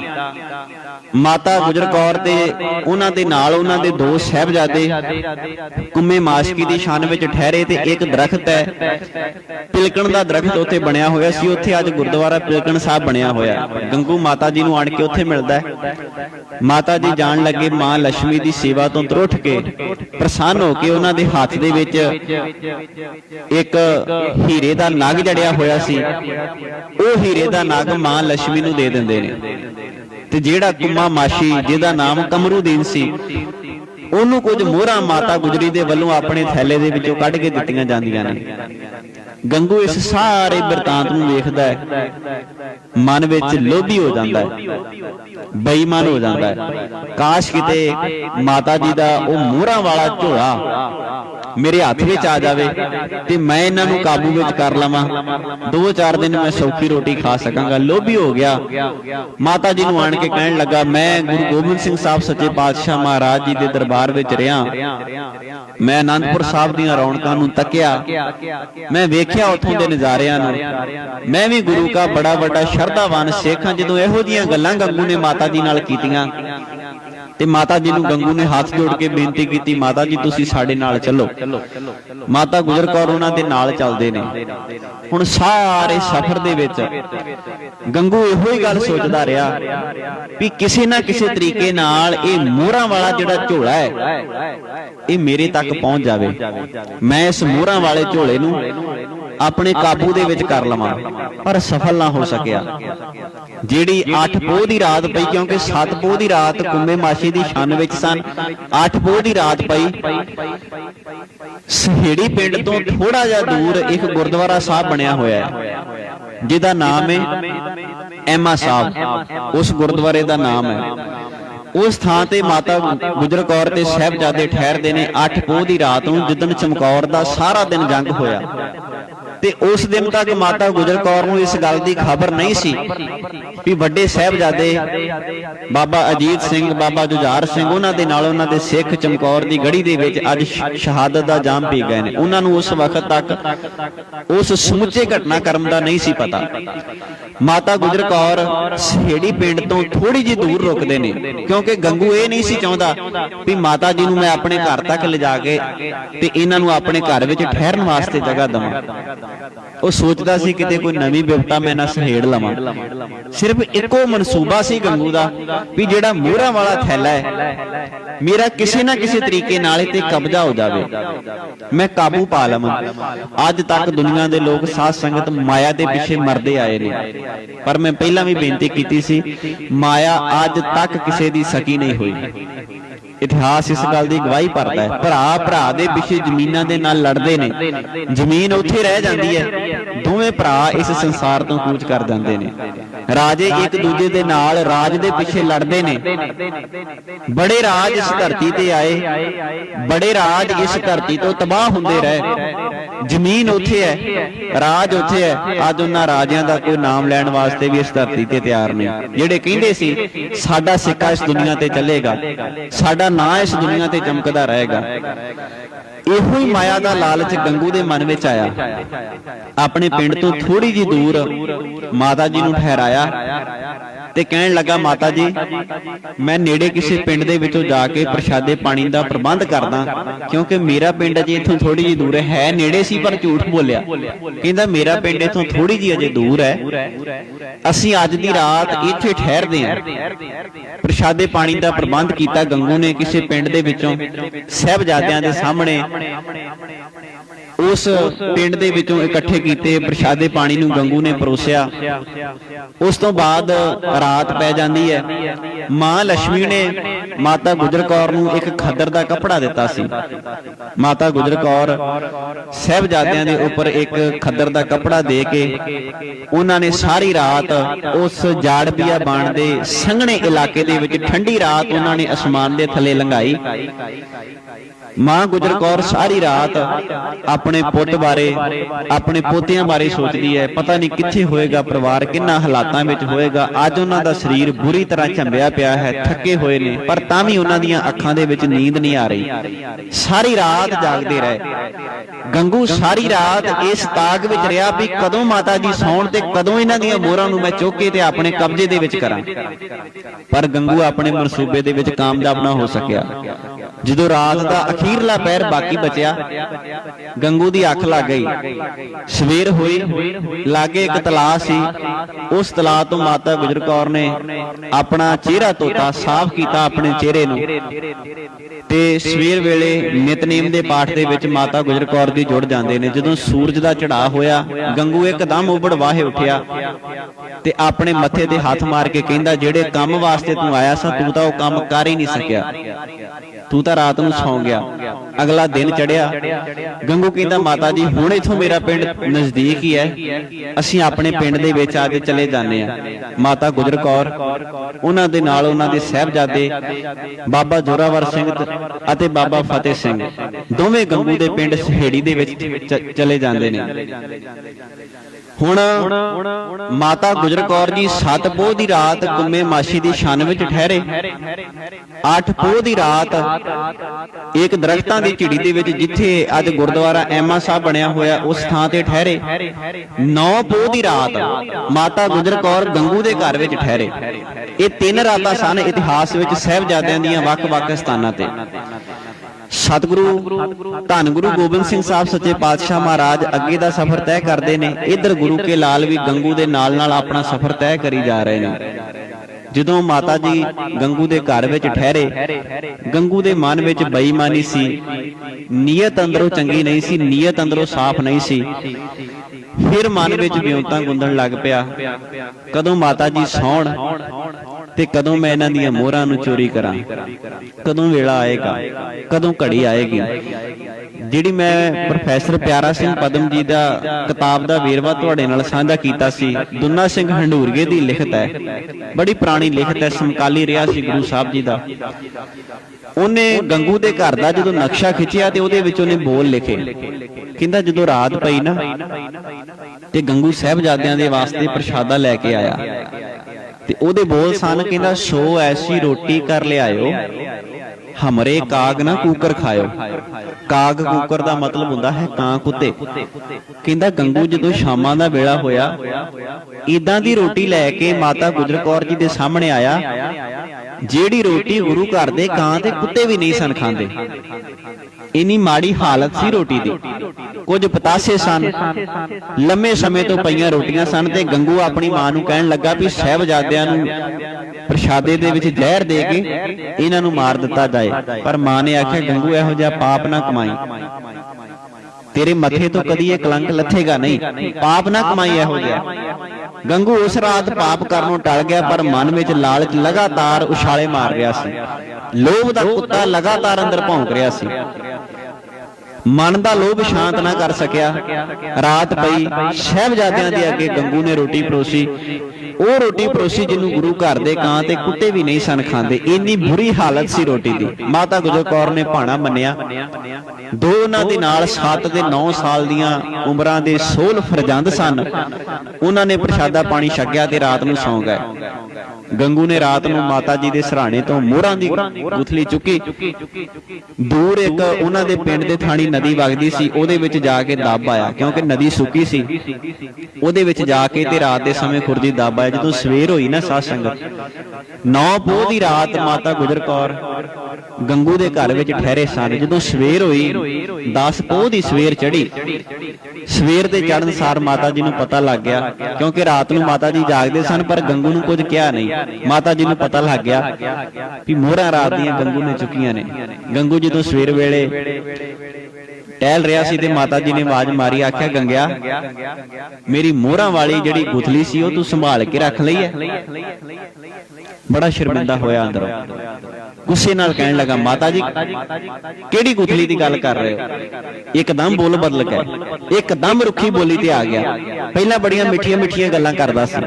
ਠੱਗ ਲੋਕ ਇਦਾਂ ਦੇ ਹੀ ਹੁੰਦੇ ਨੇ ਨਾ, ਜਿਨ੍ਹਾਂ ਨੇ ਕਿਸੇ ਨੂੰ ਲੁੱਟਣਾ ਹੋਵੇ ਇਦਾਂ ਦੇ ਹੁੰਦੇ ਨੇ। ਕਈ ਬੰਦੇ ਇਦਾਂ ਦੇ ਹੋਣਗੇ, ਜਦੋਂ ਤੁਹਾਡੇ ਕੋਲੋਂ ਪੈਸੇ ਲੈਣੇ ਹੋਣ ਉਦੋਂ ਬੋਲੀ ਹੋਰ ਹੁੰਦੀ ਹੈ, ਜਦੋਂ ਦੇਣੇ ਹੋਣ ਤੇ ਉਦੋਂ ਬੋਲੀ ਬਦਲ ਜਾਂਦੀ ਹੈ। ਬੜੇ ਬੰਦੇ ਤੁਹਾਨੂੰ ਦੁਨੀਆ ਤੇ ਇਹੋ ਜਿਹੇ ਮਿਲ ਜਾਣਗੇ। ਗੰਗੂ ਕਹਿਣ ਲੱਗਾ, ਮਾਤਾ ਜੀ ਕਿਹੜੀ ਗੁਥਲੀ ਦੀ ਗੱਲ ਕਰ ਰਹੇ ਹੋ?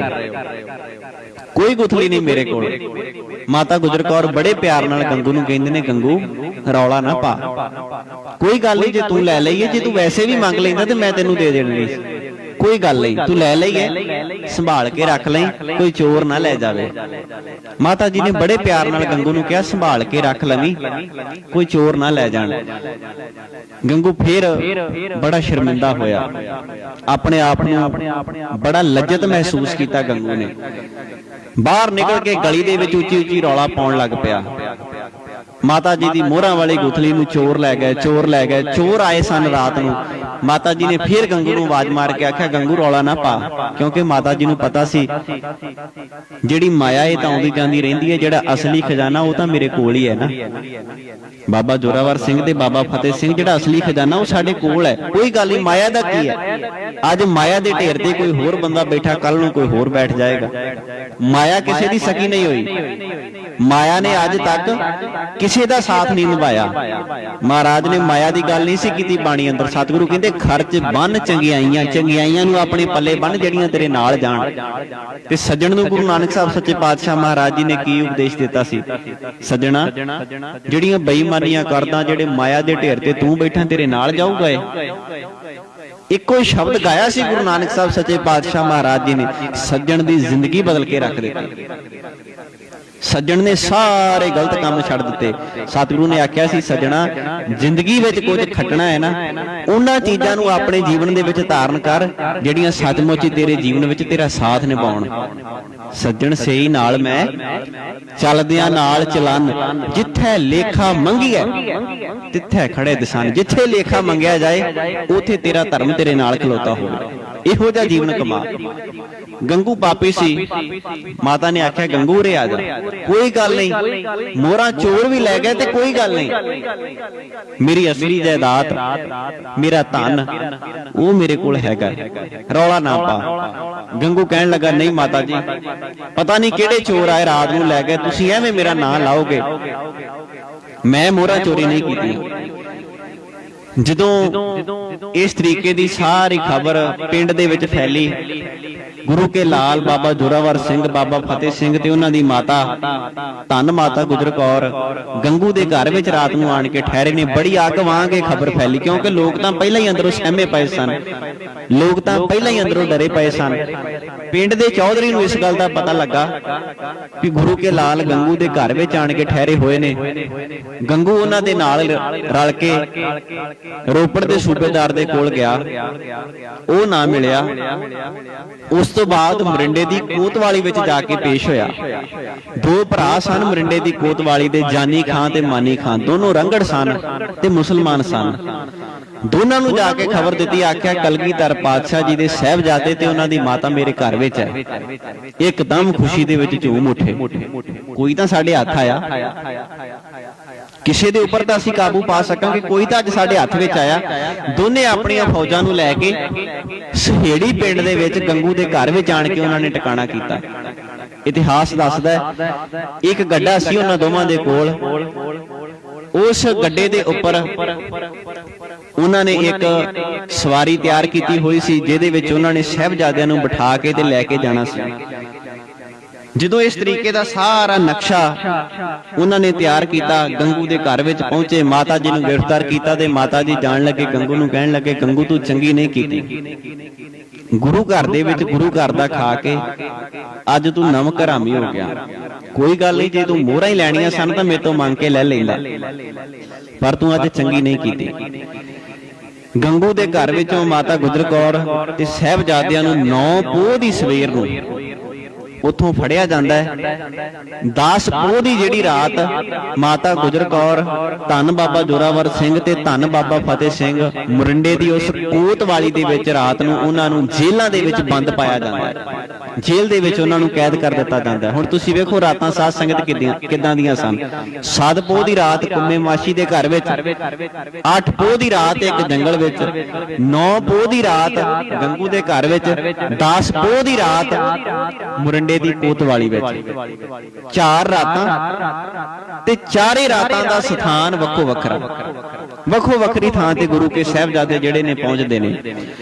ਸਾਹਿਬਜ਼ਾਦਿਆਂ ਨੂੰ ਤੇ ਮਾਤਾ ਗੁਜਰ ਕੌਰ ਨੂੰ ਜੇਲ੍ਹ ਦੇ ਵਿੱਚ ਬੰਦ ਕਰ ਦਿੱਤਾ ਜਾਂਦਾ ਹੈ, ਮਰਿੰਡੇ ਦੀ ਕੋਤਵਾਲੀ ਦੇ ਵਿੱਚ। ਅੱਜ ਜਦੋਂ ਤੁਸੀਂ ਉੱਥੇ ਦਰਸ਼ਨ ਕਰਨ ਵਾਸਤੇ ਜਾਓਗੇ ਤੇ ਅੱਜ ਵੀ ਉਹ ਕੋਤਵਾਲੀ ਉਸੇ ਤਰੀਕੇ ਦੇ ਨਾਲ ਸੰਭਾਲ ਕੇ ਜਿਹੜੀ ਹੈ ਰੱਖੀ ਹੋਈ ਹੈ। ਇੱਕ ਗੱਲ ਨੂੰ ਇੱਥੇ ਮੈਂ ਥੋੜਾ ਜਿਹਾ ਹੋਰ ਵਿਸਥਾਰ ਦੇ ਨਾਲ ਸਾਂਝਾ ਕਰਾਂ। ਜਦੋਂ ਵੀ ਤੁਹਾਡੀ ਸੋਚ ਆਜ਼ਾਦ ਹੋਏਗੀ ਨਾ, ਧਿਆਨ ਨਾਲ ਸੁਣਿਓ, ਜਦੋਂ ਵੀ ਤੁਹਾਡੀ ਸੋਚ ਆਜ਼ਾਦ ਹੋਏਗੀ, ਤੁਹਾਨੂੰ ਜੇਲ੍ਹ ਦੀਆਂ ਸਲਾਖਾਂ ਦੇ ਪਿੱਛੇ ਪਾ ਕੇ ਤੁਹਾਡੀ ਸੋਚ ਨੂੰ ਗੁਲਾਮ ਕਰਨ ਦਾ ਜ਼ਾਲਮਾਂ ਦੇ ਵੱਲੋਂ ਹਮੇਸ਼ਾ ਹੀ ਯਤਨ ਕੀਤਾ ਜਾਵੇਗਾ। ਜਦੋਂ ਵੀ ਤੁਹਾਡੀ ਸੋਚ ਆਜ਼ਾਦ ਹੋਏਗੀ, ਜੇਲ੍ਹ ਦੀਆਂ ਉਸ ਲੋਹੇ ਦੀਆਂ ਸੀਖਾਂ ਤੁਹਾਨੂੰ ਡਰ ਦੇਣਗੀਆਂ, ਆਪਣੀ ਆਜ਼ਾਦ ਸੋਚ ਨੂੰ ਤੁਸੀਂ ਤਿਆਗ ਦਿਓ। ਪਰ ਉਹ ਸਿੱਖਾਂ ਇਸ ਗੱਲ ਨੂੰ ਨਹੀਂ ਜਾਣਦੀਆਂ। ਜਿਨ੍ਹਾਂ ਦੀਆਂ ਸੋਚਾਂ ਆਜ਼ਾਦ ਹੋਣ, ਲੋਹੇ ਦੀਆਂ ਸਿੱਖਾਂ ਉਹਨਾਂ ਦੀ ਸੋਚ ਨਹੀਂ ਕਦੀ ਗੁਲਾਮ ਕਰ ਸਕਦੀਆਂ। ਜਿਨ੍ਹਾਂ ਦੀਆਂ ਸੋਚਾਂ ਵੱਡੀਆਂ ਹੋਣ ਨਾ, ਲੋਹੇ ਦੀਆਂ ਸਿੱਖਾਂ ਉਹਨਾਂ ਦੀ ਸੋਚ ਨੂੰ ਕਦੀ ਗੁਲਾਮ ਨਹੀਂ ਕਰ ਸਕਦੀਆਂ। ਅੱਜ ਵੀ ਮਰਿੰਡੇ ਦੀਆਂ ਉਹ ਸਿੱਖਾਂ ਇਸ ਗੱਲ ਦੀ ਗਵਾਹੀ ਭਰਦੀਆਂ ਨੇ, ਤੇ ਅੱਜ ਵੀ ਗੁਰੂ ਕੇ ਸਿੱਖਾਂ ਨਾਲ ਇਸ ਤਰ੍ਹਾਂ ਹੀ ਹੋ ਰਿਹਾ। ਬੰਦੀ ਸਿੰਘਾਂ ਦੀ ਰਿਹਾਈ ਵਾਸਤੇ ਅੱਜ ਵੀ ਤਾਂ ਸਾਡੇ ਸਿੱਖਾਂ ਦੇ ਵੱਲੋਂ ਯਤਨ ਕੀਤੇ ਜਾ ਰਹੇ ਨੇ। 20-20, 25-25 ਸਾਲ ਸਾਡੇ ਸਿੱਖਾਂ ਨੂੰ ਜੇਲ੍ਹ ਦੇ ਵਿੱਚ ਤਾੜਿਆਂ ਨੂੰ ਹੋ ਗਏ, ਅੱਜ ਤੱਕ ਉਹਨਾਂ ਨੂੰ ਜੇਲ੍ਹ ਦੇ ਵਿੱਚੋਂ ਰਿਹਾ ਕਰਨ ਵਾਸਤੇ ਸਰਕਾਰਾਂ ਤਿਆਰ ਨੇ। ਇਸ ਆਜ਼ਾਦ ਸੋਚ ਦੇ ਨਤੀਜੇ ਨੇ ਨਾ। ਕੋਤਵਾਲੀ ਦੇ ਵਿੱਚ ਸਾਹਿਬਜ਼ਾਦਿਆਂ ਨੂੰ ਪੇਸ਼ ਕੀਤਾ ਜਾਂਦਾ। ਕੋਤਵਾਲੀ ਉਹ ਜਗ੍ਹਾ ਹੁੰਦੀ ਹੈ ਜਿੱਥੇ ਤੁਹਾਨੂੰ ਡਰ ਦਿੱਤਾ ਜਾਂਦਾ। ਜਿਵੇਂ ਅੱਜ ਕੋਰਟ ਦੇ ਵਿੱਚ ਨਹੀਂ ਬੰਦੇ ਨੂੰ ਪੇਸ਼ ਕੀਤਾ ਜਾਂਦਾ, ਕੋਰਟ ਦੇ ਵਿੱਚ ਬੰਦੇ ਤੇ ਤਸ਼ੱਦਦ ਨਹੀਂ ਹੁੰਦਾ, ਪਰ ਕੋਰਟ ਦੇ ਵਿੱਚ ਬੰਦੇ ਨੂੰ ਤਸ਼ੱਦਦ ਕਰਨ ਵਾਸਤੇ ਹੁਕਮ ਦਿੱਤਾ ਜਾਂਦਾ। ਉਹ ਸਥਾਨ ਸੀ ਕੋਤਵਾਲੀ ਦਾ। ਉਦੋਂ ਵੀ ਸਾਹਿਬਜ਼ਾਦਿਆਂ ਨੂੰ ਕੋਤਵਾਲੀ ਦੇ ਵਿੱਚੋਂ ਇਨਸਾਫ ਨਹੀਂ ਮਿਲਿਆ। ਅੱਜ ਵੀ ਸਿੱਖਾਂ ਨੂੰ ਕੋਟਾਂ ਕਚਹਿਰੀਆਂ ਦੇ ਵਿੱਚੋਂ ਇਨਸਾਫ ਨਹੀਂ ਮਿਲਦਾ। ਜੂਨ 1984 ਤੋਂ ਬਾਅਦ ਕਿੰਨੇ ਕੋਰਟ ਕਚਹਿਰੀਆਂ ਦੇ ਵਿੱਚ ਸਾਡੇ ਪਰਿਵਾਰ ਰੁਲ ਗਏ, ਕਿੰਨਿਆਂ ਨੂੰ ਇਨਸਾਫ ਮਿਲਿਆ, ਕਿੰਨੇ ਕਮਿਸ਼ਨ ਬਿਠਾਏ ਗਏ, ਕਦੀ ਨਾਨਾਵਤੀ ਕਮਿਸ਼ਨ, ਕਦੀ ਕੋਈ ਕਮਿਸ਼ਨ। ਅੱਜ ਤੱਕ ਮਾਵਾਂ ਕੋਰਟ ਕਚਹਿਰੀਆਂ ਦੇ ਉਹਨਾਂ ਦਰਵਾਜ਼ਿਆਂ ਦੇ ਰਾਹੀਂ ਅੰਦਰ ਧੱਕੇ ਖਾ ਰਹੀਆਂ ਨੇ, ਸਾਨੂੰ ਇਨਸਾਫ ਦੇ ਦਿਓ, ਸਾਡੀ ਧੀ ਨਹੀਂ ਲੱਭੀ, ਸਾਡਾ ਪੁੱਤ ਨਹੀਂ ਲੱਭਿਆ। ਸਾਡੇ ਧੀ ਪੁੱਤ ਨੂੰ ਗਲ ਦੇ ਵਿੱਚ ਟਾਇਰ ਪਾ ਕੇ ਮਾਰ ਦਿੱਤਾ ਗਿਆ। ਪਰ ਅੱਜ ਵੀ ਕੋਰਟ ਕਚਹਿਰੀਆਂ ਇਨਸਾਫ ਬੰਦੇ ਦਾ ਧਰਮ ਵੇਖ ਕੇ ਕਰਦੀਆਂ ਨੇ, ਬੰਦਾ ਵੇਖ ਕੇ ਨਹੀਂ ਕਰਦੀਆਂ। ਅੱਜ ਵੀ ਸਿੱਖਾਂ ਦੇ ਨਾਲ ਇਸੇ ਤਰੀਕੇ ਨਾਲ ਹੋ ਰਿਹਾ। ਅੱਜ ਵੀ ਬੜੇ ਐਸੇ ਸੂਰਮੇ ਨੇ ਜਿਨ੍ਹਾਂ ਨੂੰ ਉਹ ਸਿੱਖਾਂ ਜਿਹੜੀਆਂ ਨੇ ਉਹ ਵਿਖਾ ਕੇ ਡਰਾਇਆ ਜਾ ਰਿਹਾ। ਛੱਡ ਦਿਓ ਆਪਣੀ ਆਜ਼ਾਦ ਸੋਚ ਨੂੰ, ਗੁਲਾਮੀ ਨੂੰ ਤੁਸੀਂ ਪ੍ਰਵਾਨ ਕਰ ਲਓ, ਗੁਲਾਮੀ ਨੂੰ ਆਪਣੇ ਜੀਣ ਦੇ ਵਿੱਚ ਪਾ ਲਓ। ਪਰ ਗੁਰੂ ਕੇ ਸਿੱਖ ਉਸ ਗੁਲਾਮੀ ਨੂੰ ਸਵੀਕਾਰ ਕਰਨ ਵਾਸਤੇ ਅੱਜ ਵੀ ਤਿਆਰ ਨਹੀਂ। ਅੱਜ ਵੀ ਸਾਹਿਬਜ਼ਾਦਿਆਂ ਦੇ ਲਾਲ ਉਹਨਾਂ ਨਕਸ਼ੇ ਕਦਮਾਂ ਤੇ ਲਗਾਤਾਰ ਚੱਲ ਰਹੇ ਨੇ ਤੇ ਚੱਲਣ ਦੀ ਵੀ ਲੋੜ ਹੈ। ਮੈਂ ਇਸ ਕਰਕੇ ਨਾਲ ਦੀ ਨਾਲ ਮੌਜੂਦਾ ਸਮੇਂ ਦਾ ਬਿਰਤਾਂਤ ਤੁਹਾਡੇ ਨਾਲ ਸਾਂਝਾ ਕਰ ਰਿਹਾ ਤਾਂ ਕਿ ਅਸੀਂ ਸੁਚੇਤ ਹੋ ਸਕੀਏ, ਅਸੀਂ ਸੋਚ ਸਕੀਏ ਇਹਨਾਂ ਸਾਰੀਆਂ ਚੀਜ਼ਾਂ ਨੂੰ। ਸਾਹਿਬਜ਼ਾਦਿਆਂ ਨੂੰ ਜੇਲ੍ਹ ਦੀਆਂ ਸਿੱਖਾਂ ਦੇ ਪਿੱਛੇ ਕੈਦ ਕਰ ਦਿੱਤਾ ਗਿਆ, ਸਿੱਖਾਂ ਵਿਖਾ ਕੇ ਡਰਾਇਆ ਗਿਆ, ਜੇ ਸੋਚ ਆਜ਼ਾਦ ਰੱਖੋਗੇ ਤੁਹਾਨੂੰ ਗੁਲਾਮ ਕਰ ਦਿੱਤਾ ਜਾਏਗਾ। ਪਰ ਗੁਲਾਮ ਸਰੀਰ ਆਜ਼ਾਦ ਸੋਚ ਰੱਖਦੇ ਨੇ। ਸਾਹਿਬਜ਼ਾਦਿਆਂ ਨੇ ਇਸ ਗੱਲ ਦੀ ਗਵਾਹੀ ਭਰ ਕੇ ਉਸ ਮਰਿੰਡੇ ਦੀ ਕੋਤਵਾਲੀ ਵਿੱਚ ਦੱਸ ਦਿੱਤੀ। ਤੁਸੀਂ ਸਰੀਰ ਗੁਲਾਮ ਕਰ ਸਕਦੇ ਹੋ, ਸੋਚ ਨਹੀਂ ਗੁਲਾਮ ਕਰ ਸਕਦੇ। ਪਰ ਅੱਜ ਦਾ ਹਾਕਮ ਤੁਹਾਡੀ ਸੋਚ ਨੂੰ ਗੁਲਾਮ ਕਰਕੇ ਬੈਠਾ ਹੈ। ਉਹਨੂੰ ਪਤਾ ਜੇ ਇਹਨਾਂ ਦੀ ਸੋਚ ਗੁਲਾਮ ਹੋ ਗਈ ਤੇ ਸਰੀਰ ਗੁਲਾਮ ਕਰਨ ਦੀ ਕੀ ਲੋੜ ਹੈ। ਨਸ਼ੇ ਤੇ ਲਾ ਕੇ ਸਾਡੀ ਸੋਚ ਹੀ ਤਾਂ ਗੁਲਾਮ ਕੀਤੀ ਹੈ ਨਾ ਅਗਲਿਆਂ ਨੇ। ਗੁਰੂ ਗ੍ਰੰਥ ਸਾਹਿਬ ਸੱਚੇ ਪਾਤਸ਼ਾਹ ਮਹਾਰਾਜ ਜੀ ਦੀ ਬਾਣੀ ਦਾ ਬੜਾ ਪਿਆਰਾ ਵਾਕ ਹੈ। ਸਤਿਗੁਰੂ ਕਹਿੰਦੇ ਜਿਹੜਾ ਲਾਲਚ ਹੈ ਨਾ, ਲਾਲਚ ਬੰਦੇ ਨੂੰ ਅੰਦਰੋਂ ਗੁਲਾਮ ਕਰ ਦਿੰਦਾ ਹੈ। ਬਾਂਦਰ ਨੂੰ ਫੜਨਾ ਸੌਖਾ ਨਹੀਂ ਸੀ, ਬੜਾ ਤੇਜ਼ ਜਾਨਵਰ ਹੈ, ਫੜਨਾ ਸੌਖਾ ਨਹੀਂ ਹੈ ਬਾਂਦਰ ਨੂੰ। ਪਰ ਸ਼ਿਕਾਰੀ ਨੇ ਫੜਨ ਵਾਸਤੇ ਇੱਕ ਵਿਉਂਤ ਬਣਾਈ। ਉਹਨੇ ਕੀ ਕੀਤਾ, ਜ਼ਮੀਨ ਦੇ ਵਿੱਚ ਇੱਕ ਕੁੱਜਾ ਲਿਆ ਤੇ ਉਹਨੂੰ ਜ਼ਮੀਨ ਦੇ ਵਿੱਚ ਨੱਪ ਦਿੱਤਾ, ਉਹਦੇ ਵਿੱਚ ਕੁਝ ਛੋਲੇ ਪਾ ਦਿੱਤੇ। ਬਾਂਦਰ ਦਰਖਤ ਤੇ ਚੜਿਆ ਵੇਖ ਰਿਹਾ ਸੀ। ਧੰਨ ਸ਼੍ਰੀ ਗੁਰੂ ਗ੍ਰੰਥ ਸਾਹਿਬ ਸੱਚੇ ਪਾਤਸ਼ਾਹ ਮਹਾਰਾਜ ਜੀ ਦੀ ਬਾਣੀ ਦਾ ਵਾਕ ਹੈ, ਮਰਕਟ ਮੁਸ਼ਟੀ ਨਾਜ਼ਕੀ। ਮੈਂ ਉਹਦੇ ਵਿੱਚੋਂ ਉਦਾਹਰਨ ਤੁਹਾਡੇ ਨਾਲ ਸਾਂਝੀ ਕਰ ਰਿਹਾ। ਵੇਖਿਓ ਸੋਚ ਨੂੰ ਕਿਦਾਂ ਗੁਲਾਮ ਕੀਤਾ ਜਾਂਦਾ ਹੈ। ਸ਼ਿਕਾਰੀ ਨੇ ਇੱਕ ਕੁੱਜਾ ਲਿਆ, ਉਹਦੇ 'ਚ ਕੁਝ ਛੋਲੇ ਪਾ ਦਿੱਤੇ ਤੇ ਉਹਨੂੰ ਜ਼ਮੀਨ ਦੇ ਵਿੱਚ ਦਬ ਦਿੱਤਾ। ਉਹਦਾ ਮੂੰਹ ਉੱਪਰੋਂ ਬੜਾ ਭੀੜਾ ਸੀ, ਬਰਤਨ ਦਾ ਜਿਹੜਾ ਮੂੰਹ ਸੀ ਨਾ ਉੱਪਰੋਂ ਬੜਾ ਭੀੜਾ ਸੀ। ਬਾਂਦਰ ਦਰਖਤ ਤੋਂ ਥੱਲੇ ਉਤਰਿਆ, ਉਹਨੇ ਕੁੱਜੇ ਦੇ ਵਿੱਚ ਹੱਥ ਪਾਇਆ। ਜਦੋਂ ਹੱਥ ਪਾਇਆ ਤੇ ਹੱਥ ਇਸ ਤਰੀਕੇ ਨਾਲ ਕੁੱਜੇ ਦੇ ਵਿੱਚ ਪੈ ਗਿਆ। ਜਦੋਂ ਉਹਨੇ ਮੁੱਠ ਛੋਲਿਆਂ ਦੀ ਭਰੀ, ਹੱਥ ਫੁੱਲ ਗਿਆ। ਕੁੱਜੇ ਦਾ ਜਿਹੜਾ ਮੂੰਹ ਸੀ ਉਹ ਬੜਾ ਭੀੜਾ ਸੀ, ਹੁਣ ਹੱਥ ਬਾਹਰ ਨਹੀਂ ਆ ਰਿਹਾ। ਸ਼ਿਕਾਰੀ ਆਇਆ, ਉਹਨੇ ਉਹਦੇ ਤੇ ਆਪਣਾ ਜਾਲ ਪਾ ਲਿਆ। ਜੇ ਸਿਆਣਾ ਹੁੰਦਾ ਤੇ ਕੀ ਕਰਦਾ ਵੀ ਕੋਈ ਗੱਲ ਨਹੀਂ, ਛੋਲੇ ਜਾਣ ਦੇ, ਮੈਂ ਆਪਣੀ ਜਾਨ ਤੇ ਬਚਾਵਾਂ ਨਾ। ਪਰ ਲਾਲਚ ਨੇ ਉਹਦਾ ਹੱਥ ਖੁੱਲਣ ਨਹੀਂ ਦਿੱਤਾ।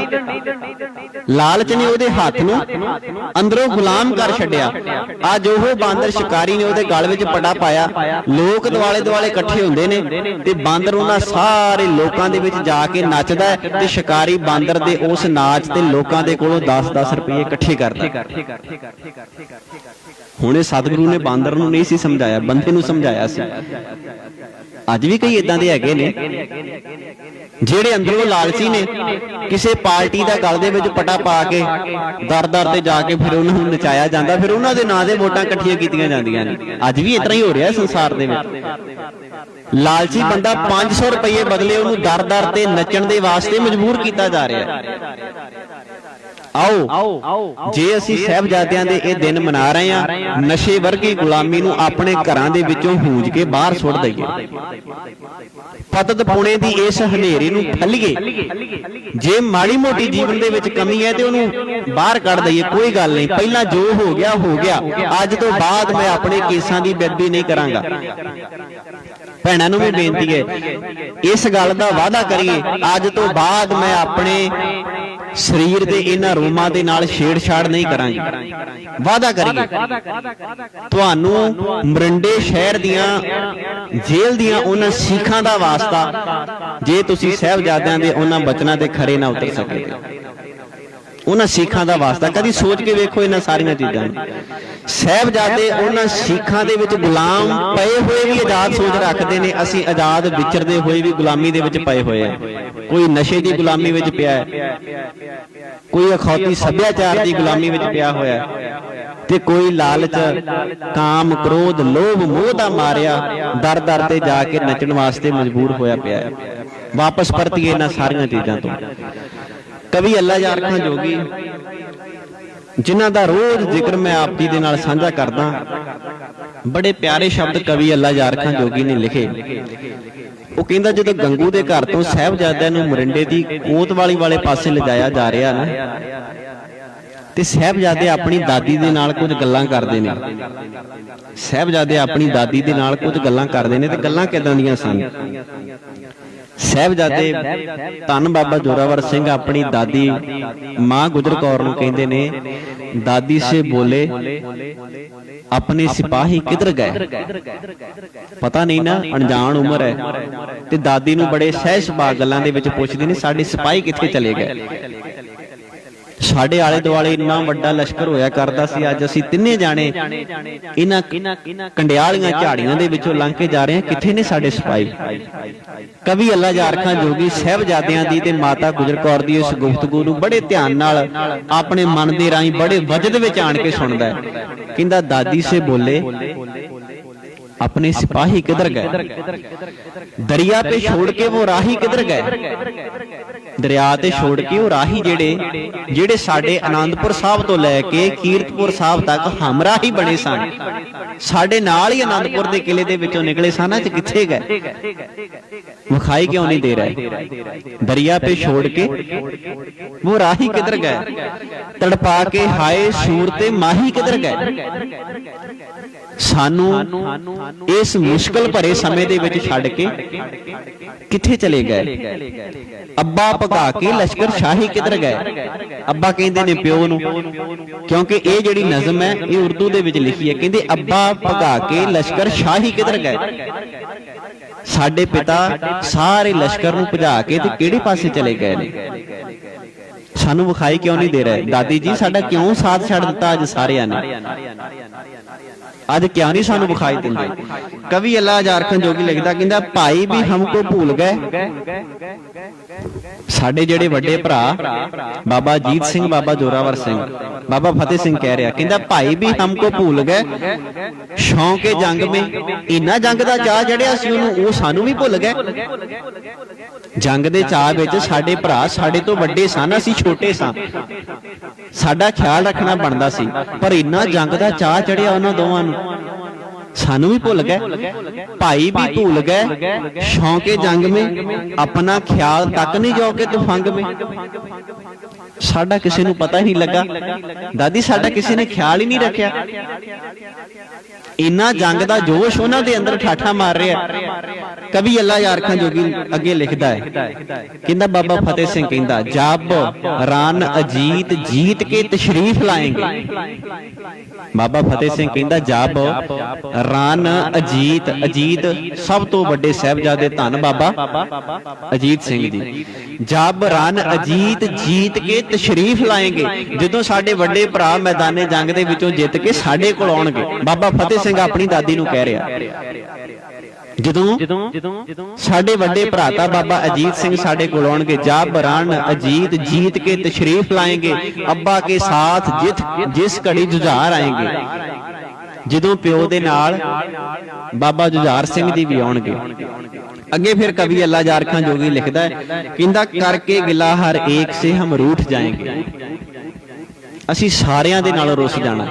जदों बाबा अजीत सिंह भी आ जाणगे, जदों बाबा जुझार सिंह भी आ जाणगे, जदों साडे पिता भी आ जाणगे, करके गिला हर एक से हम रूठ जाएंगे। असीं नहीं बोलना किसी दे नाल, असीं नहीं गल करनी किसी दे नाल, सानू छड्ड के सारे किधर चले गए, साडा ख्याल ही नहीं रखिया किसी ने। बाबा फतेह सिंह अपनी दादी दे नाल गल्लां करदा है, कहंदा माता कभी पिता कभी भाई मनाएंगे।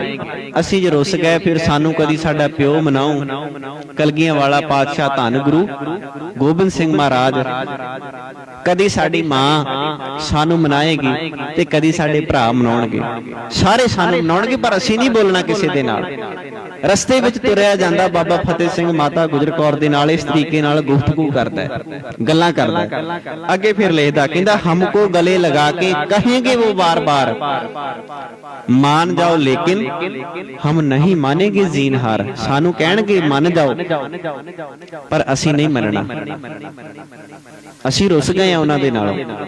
ਦਾਦੀ ਮਾਂ ਦੇ ਨਾਲ ਸਾਹਿਬਜ਼ਾਦੇ ਇਸ ਤਰੀਕੇ ਦੀਆਂ ਗੱਲਾਂ ਬਾਤਾਂ ਕਰਦੇ ਨੇ। ਅੱਗੇ ਫਿਰ ਕਵੀ ਅੱਲਾ ਜਾਰਖਾਂ ਜੋਗੀ ਲਿਖਦਾ, ਕਹਿੰਦਾ ਸਾਹਿਬਜ਼ਾਦੇ ਫਿਰ ਮਾਤਾ ਗੁਜਰ ਕੌਰ ਨੂੰ ਪਤਾ ਕੀ ਕਹਿੰਦੇ ਨੇ, ਇਕਰਾਰ ਲੈਂਗੇ ਸਭ ਸੇ ਬੁਲਾਣਾ ਨਾ ਫਿਰ ਕਬੀ। ਜਦੋਂ ਉਹਨਾਂ ਸਾਰਿਆਂ ਨੇ ਸਾਨੂੰ ਇੱਕ ਦੂਜੇ ਨੂੰ ਕਿਹਾ ਵੀ ਮੰਨ ਜਾਓ, ਪਹਿਲੀ ਗੱਲ ਤੇ ਅਸੀਂ ਮੰਨਣਾ ਨਹੀਂ, ਤੇ ਜੇ ਅਸੀਂ ਮੰਨ ਗਏ ਫਿਰ ਉਹਨਾਂ ਸਾਰਿਆਂ ਦੇ ਕੋਲੋਂ ਇੱਕ ਵਾਅਦਾ ਲੈਣਾ, ਇਕਰਾਰ ਲੈਂਗੇ ਸਭ ਸੇ ਬੁਲਾਣਾ ਨਾ ਫਿਰ ਕਬੀ, ਬਾਰ ਦਿਗਰ ਛੋੜ ਕੇ ਜਾਣਾ ਨਾ ਫਿਰ ਕਬੀ। ਅੱਧ ਵਿਚਾਲੇ ਤੋਂ ਛੱਡ ਕੇ ਸਾਨੂੰ ਫਿਰ ਕਦੀ ਜਾਇਓ ਨਾ, ਇਹ ਵਾਅਦਾ ਲੈਣਾ ਅਸੀਂ ਸਾਰਿਆਂ ਦੇ ਕੋਲੋਂ। ਬਾਬਾ ਫਤਿਹ ਸਿੰਘ ਮਾਂ ਗੁਜਰੀ ਨੂੰ ਕਹਿ ਰਿਹਾ ਹੈ, ਇਕਰਾਰ ਲੈਂਗੇ ਸਭ ਸੇ बुलाना ना फिर कभी, बार दिगर छोड़ के जाना ना फिर कभी, हमको अकेले छोड़ के सताना ना फिर कभी। सानू अकलियां नू छड्ड के फिर सताउणा नहीं। बड़े दुखी होए हैं असीं उन्हां नू छड्ड के।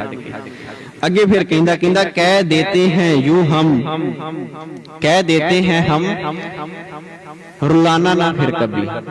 ਅਸੀਂ ਤੁਹਾਨੂੰ ਕਹਿ ਦਿੰਨੇ ਆ, ਅੱਜ ਤੁਸੀਂ ਸਾਨੂੰ ਛੱਡ ਕੇ ਚਲੇ ਗਏ, ਅੱਜ ਤੋਂ ਬਾਅਦ ਇਸ ਤਰੀਕੇ ਨਾਲ ਸਾਨੂੰ ਛੱਡ ਕੇ ਫਿਰ ਕਦੀ ਰੁਲਾਇਓ ਨਾ,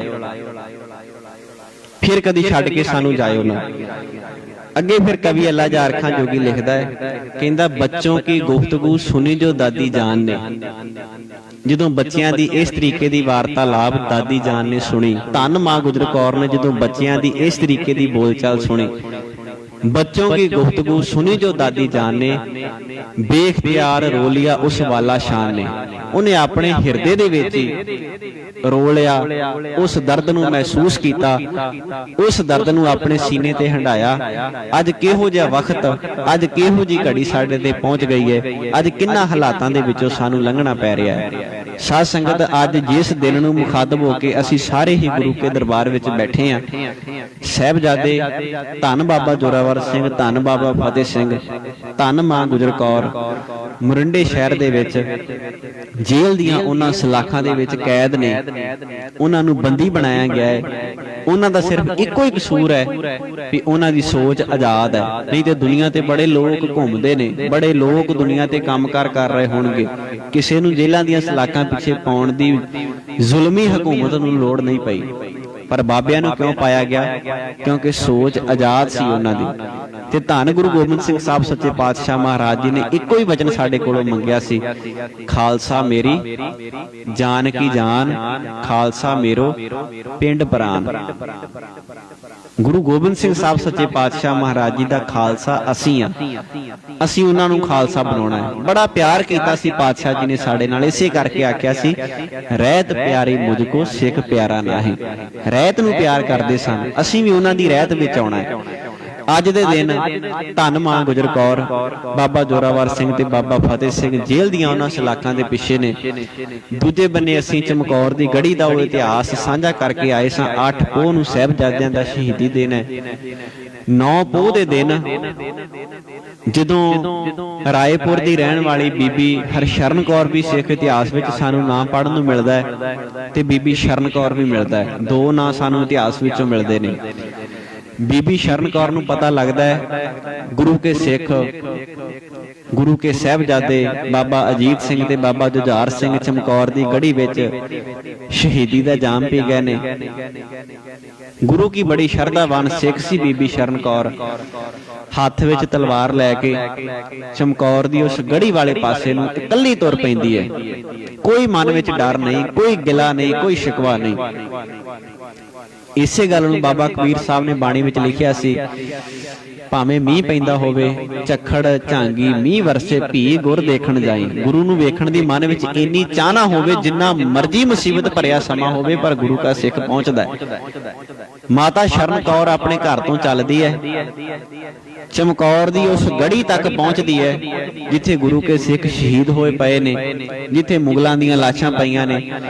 ਮੁਗਲ ਆਪਣੇ ਸਿਪਾਹੀਆਂ ਨੂੰ ਜ਼ਮੀਨ ਦੇ ਵਿੱਚ ਦਫਨਾ ਰਹੇ ਸਨ ਤੇ ਗੁਰੂ ਕੇ ਸਿੱਖਾਂ ਨੂੰ ਉਹਨਾਂ ਦੀਆਂ ਲਾਸ਼ਾਂ ਦੇ ਨੇੜੇ ਆਉਣ ਦਾ ਕੋਈ ਹਿਆ ਨਹੀਂ ਸੀ ਕਰ ਰਿਹਾ, ਕਿਉਂਕਿ ਮੁਗਲ ਇਹ ਗੱਲ ਚਾਹੁੰਦੇ ਸਨ ਕਿ ਲੋਕਾਂ ਦੇ ਮਨਾਂ ਦੇ ਵਿੱਚ ਡਰ ਪੈਦਾ ਕੀਤਾ ਜਾਵੇ, ਡਹਿਲ ਪੈਦਾ ਕੀਤਾ ਜਾਵੇ, ਅੱਗੇ ਤੋਂ ਬਾਅਦ ਕੋਈ ਸਿੱਖ ਨਾ ਬਣੇ ਇਸ ਧਰਤੀ ਤੇ। ਇਹਨਾਂ ਦੀਆਂ ਲਾਸ਼ਾਂ ਇੱਥੇ ਪਈਆਂ ਰਹਿਣ, ਗਲ ਸੜ ਜਾਣ, ਇਹਨਾਂ ਦੀਆਂ ਲਾਸ਼ਾਂ ਦਾ ਕੋਈ ਸੰਸਕਾਰ ਨਾ ਕਰੇ।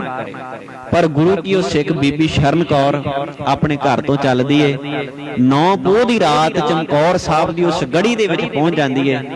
ਆਪਣੇ ਭਰਾਵਾਂ ਨੂੰ ਵੇਖਦੀ ਹੈ ਜਿਨ੍ਹਾਂ ਦੇ ਗੁੱਟ ਤੇ ਕੜੇ ਪਾਏ ਹੋਏ ਨੇ, ਜਿਨ੍ਹਾਂ ਦੇ ਸਿਰ ਤੇ ਦਸਤਾਰਾਂ ਸਜਾਈਆਂ ਹੋਈਆਂ ਨੇ। ਮਾਤਾ ਸ਼ਰਨ ਕੌਰ ਆਪਣੇ ਸਾਰੇ ਭਰਾਵਾਂ ਨੂੰ ਇਕੱਠੀਆਂ ਕਰਦੀ ਹੈ, ਇੱਕ ਥਾਂ ਤੇ ਇਕੱਠਿਆਂ ਕਰਕੇ ਉਹਨਾਂ ਦਾ ਸੰਸਕਾਰ ਕਰਨ ਦਾ ਮਾਤਾ ਸ਼ਰਨ ਕੌਰ ਵੱਲੋਂ ਯਤਨ ਕੀਤਾ ਜਾਂਦਾ ਹੈ। ਪਰ ਨੇੜੇ ਹੀ ਕੁਝ ਸਿਪਾਹੀ ਬੈਠੇ ਹੋਏ ਸਨ। ਜਦੋਂ ਉਹਨਾਂ ਨੇ ਅੱਗ ਦੀਆਂ ਲਾਟਾਂ ਵੇਖੀਆਂ ਮੱਚਦੀਆਂ, ਇੱਕਦਮ ਅੱਗ ਦੇ ਨੇੜੇ ਆ ਕੇ ਮਾਤਾ ਸ਼ਰਨ ਕੌਰ ਨੂੰ ਜਦੋਂ ਵੇਖਦੇ ਨੇ ਤੇ ਮਨ ਵਿੱਚ ਇਸ ਗੱਲ ਨੂੰ ਮਹਿਸੂਸ ਕਰਦੇ ਨੇ, ਇੱਕ ਔਰਤ ਇਹਨਾਂ ਸਿੱਖਾਂ ਦਾ ਸੰਸਕਾਰ ਕਰਨ ਵਾਸਤੇ ਆਈ ਹੈ। ਤੇ ਇਤਿਹਾਸ ਦੱਸਦਾ ਹੈ ਮਾਤਾ ਸ਼ਰਨ ਕੌਰ 7 ਸਿਪਾਹੀਆਂ ਨੂੰ ਮੌਤ ਦੇ ਘਾਟ ਉਤਾਰਦੀ ਹੋਈ ਚਮਕੌਰ ਦੀ ਉਸ ਮੈਦਾਨੇ ਜੰਗ ਦੇ ਵਿੱਚ ਆਪ ਵੀ ਸ਼ਹਾਦਤ ਦਾ ਜਾਮ ਪੀ ਜਾਂਦੀ ਹੈ। ਸੰਸਕਾਰ ਕਰਨ ਵਾਸਤੇ ਆਈ ਸੀ, ਆਪ ਸ਼ਹਾਦਤ ਦਾ ਜਾਮ ਪੀ ਜਾਂਦੀ ਹੈ। ਇੰਨਾ ਪਿਆਰ ਸੀ ਗੁਰੂ ਕੇ ਸਿੱਖਾਂ ਨੂੰ ਆਪਣੇ ਗੁਰੂ ਕੇ ਲਾਲਾਂ ਦੇ ਨਾਲ, ਇੰਨਾ ਮੋਹ ਸੀ ਉਹਨਾਂ ਨੂੰ। ਉਸ ਤੋਂ ਬਾਅਦ ਅੱਧ ਸੜੀ ਹੋਈ ਚਿਖਾ ਦੇ ਸਿਪਾਹੀ ਫੇਰ ਪਾਣੀ ਪਾ ਦਿੰਦੇ ਨੇ, ਅੱਧ ਸੜੀਆਂ ਲਾਸ਼ਾਂ ਚਮਕੌਰ ਦੀ ਉਸ ਗੜੀ ਦੇ ਵਿੱਚ ਫੇਰ ਪਈਆਂ ਰਹਿੰਦੀਆਂ ਨੇ। ਉਸ ਤੋਂ ਬਾਅਦ 10 ਪੋਹ ਦੀ ਜਦੋਂ ਰਾਤ ਆਉਂਦੀ ਹੈ, ਇਤਿਹਾਸ ਵਿੱਚ 2 ਗੁਰੂ ਕੇ ਸਿੱਖਾਂ ਦਾ ਜ਼ਿਕਰ ਮਿਲਦਾ ਹੈ, ਭਾਈ ਰਾਮਾ ਤੇ ਭਾਈ ਤਿਲੋਕਾ। ਗੁਰੂ ਹਰਗੋਬਿੰਦ ਸਾਹਿਬ ਸੱਚੇ ਪਾਤਸ਼ਾਹ ਮਹਾਰਾਜ ਜੀ ਦੇ ਵੇਲੇ ਗੁਰੂ ਘਰ ਦੇ ਨਾਲ ਇਹਨਾਂ ਦਾ ਸੰਬੰਧ ਜੁੜਿਆ ਸੀ। ਸਰਹੰਦ ਦੀ ਧਰਤੀ ਤੇ ਹਾਲਾ ਭਰਨ ਦੇ ਵਾਸਤੇ ਇਹ ਦੋਵੇਂ ਗੁਰੂ ਕੇ ਸਿੱਖ ਪਹੁੰਚੇ ਸਨ। ਇਹਨਾਂ ਨੂੰ ਪਤਾ ਲੱਗਦਾ ਹੈ ਚਮਕੌਰ ਦੀ ਗੜੀ ਦੇ ਵਿੱਚ ਘਮਸਾਣ ਦਾ ਜੰਗ ਹੋਇਆ ਹੈ, ਗੁਰੂ ਕੇ ਸਿੱਖਾਂ ਦੀਆਂ ਲਾਸ਼ਾਂ ਚਮਕੌਰ ਦੀ ਗੜੀ ਵਿੱਚ ਪਈਆਂ ਹੋਈਆਂ ਨੇ। ਇਹ ਆਪਣਾ ਦੋਵੇਂ ਗੁਰੂ ਕੇ ਸਿੱਖ ਭੇਸ ਵਟਾਉਂਦੇ ਨੇ, ਆਪਣੇ ਕੇਸ ਪਿੱਛੇ ਨੂੰ ਖਿਲਾਰਦੇ ਨੇ, ਟੁੱਟੀਆਂ ਫੁੱਟੀਆਂ ਦਸਤਾਰਾਂ ਸਜਾ ਲੈਂਦੇ ਨੇ, ਇੱਕ ਦੂਜੇ ਦੇ ਤਨ ਤੇ ਮਿੱਟੀ ਪਾਉਣੀ ਸ਼ੁਰੂ ਕਰ ਦਿੰਦੇ ਨੇ। ਸਾਰਾ ਦਿਨ ਚਮਕੌਰ ਦੇ ਉਸ ਪਿੰਡ ਦੇ ਵਿੱਚ ਇੱਕ ਦੂਜੇ ਤੇ ਮਿੱਟੀ ਪਾਉਂਦੇ ਨੇ। ਮੁਗਲ ਫੌਜਾਂ ਨੂੰ ਲੱਗਦਾ ਕੋਈ ਪਾਗਲ ਹੈ, ਇਹਨਾਂ ਦਾ ਦਿਮਾਗੀ ਤਵੱਜੋ ਠੀਕ ਨਹੀਂ, ਵਿਗੜੇ ਹੋਏ ਨੇ।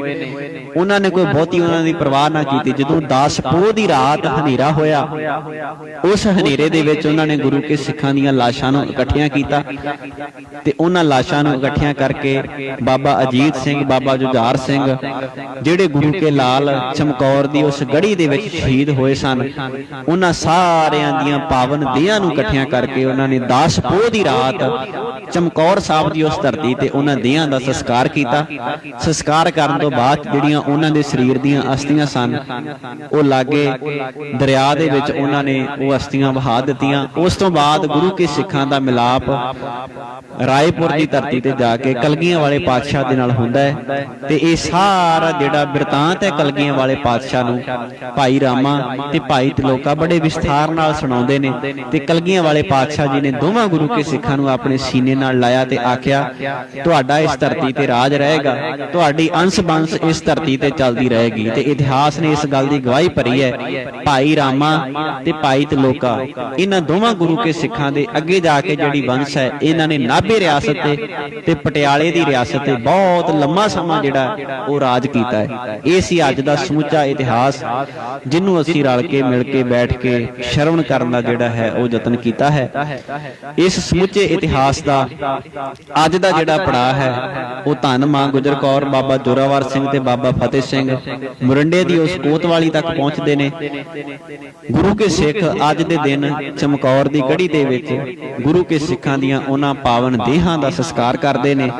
ਇਸ ਤੋਂ ਅੱਗੇ ਦਾ ਜਿਹੜਾ ਸਫ਼ਰ ਹੈ ਉਹ ਅਸੀਂ ਕੱਲ ਦੇ ਦੀਵਾਨ ਵਿੱਚ ਆਪ ਸਰਬੱਤ ਸੰਗਤ ਨਾਲ ਸਾਂਝਾ ਕਰਨ ਦਾ ਯਤਨ ਕਰਾਂਗੇ। ਆਓ ਜੇ ਅਸੀਂ ਰਲ ਕੇ ਮਿਲ ਕੇ ਬੈਠ ਬੈਠ ਕੇ ਇਤਿਹਾਸ ਦੀ ਬਾਤ ਨੂੰ ਸਾਂਝੀਆਂ ਕਰ ਰਹੇ ਹਾਂ ਤੇ ਅਸੀਂ ਵੀ ਗੁਰੂ ਕੇ ਲਾਲ ਬਣਨ ਦਾ ਯਤਨ ਕਰੀਏ। ਮੈਂ ਇਸ ਕਰਕੇ ਰੋਜ਼ ਬੇਨਤੀ ਕਰਦਾ ਤਾਂ ਕਿ ਸਾਡੇ ਮਨ ਦੇ ਵਿੱਚ ਇਹ ਸਾਰੀਆਂ ਚੀਜ਼ਾਂ ਪੱਕੀਆਂ ਹੋ ਸਕਣ, ਤਾਂ ਕਿ ਸਾਡੇ ਮਨ ਨੂੰ ਇਹ ਸਾਰੀਆਂ ਚੀਜ਼ਾਂ ਭਾ ਜਾਣ।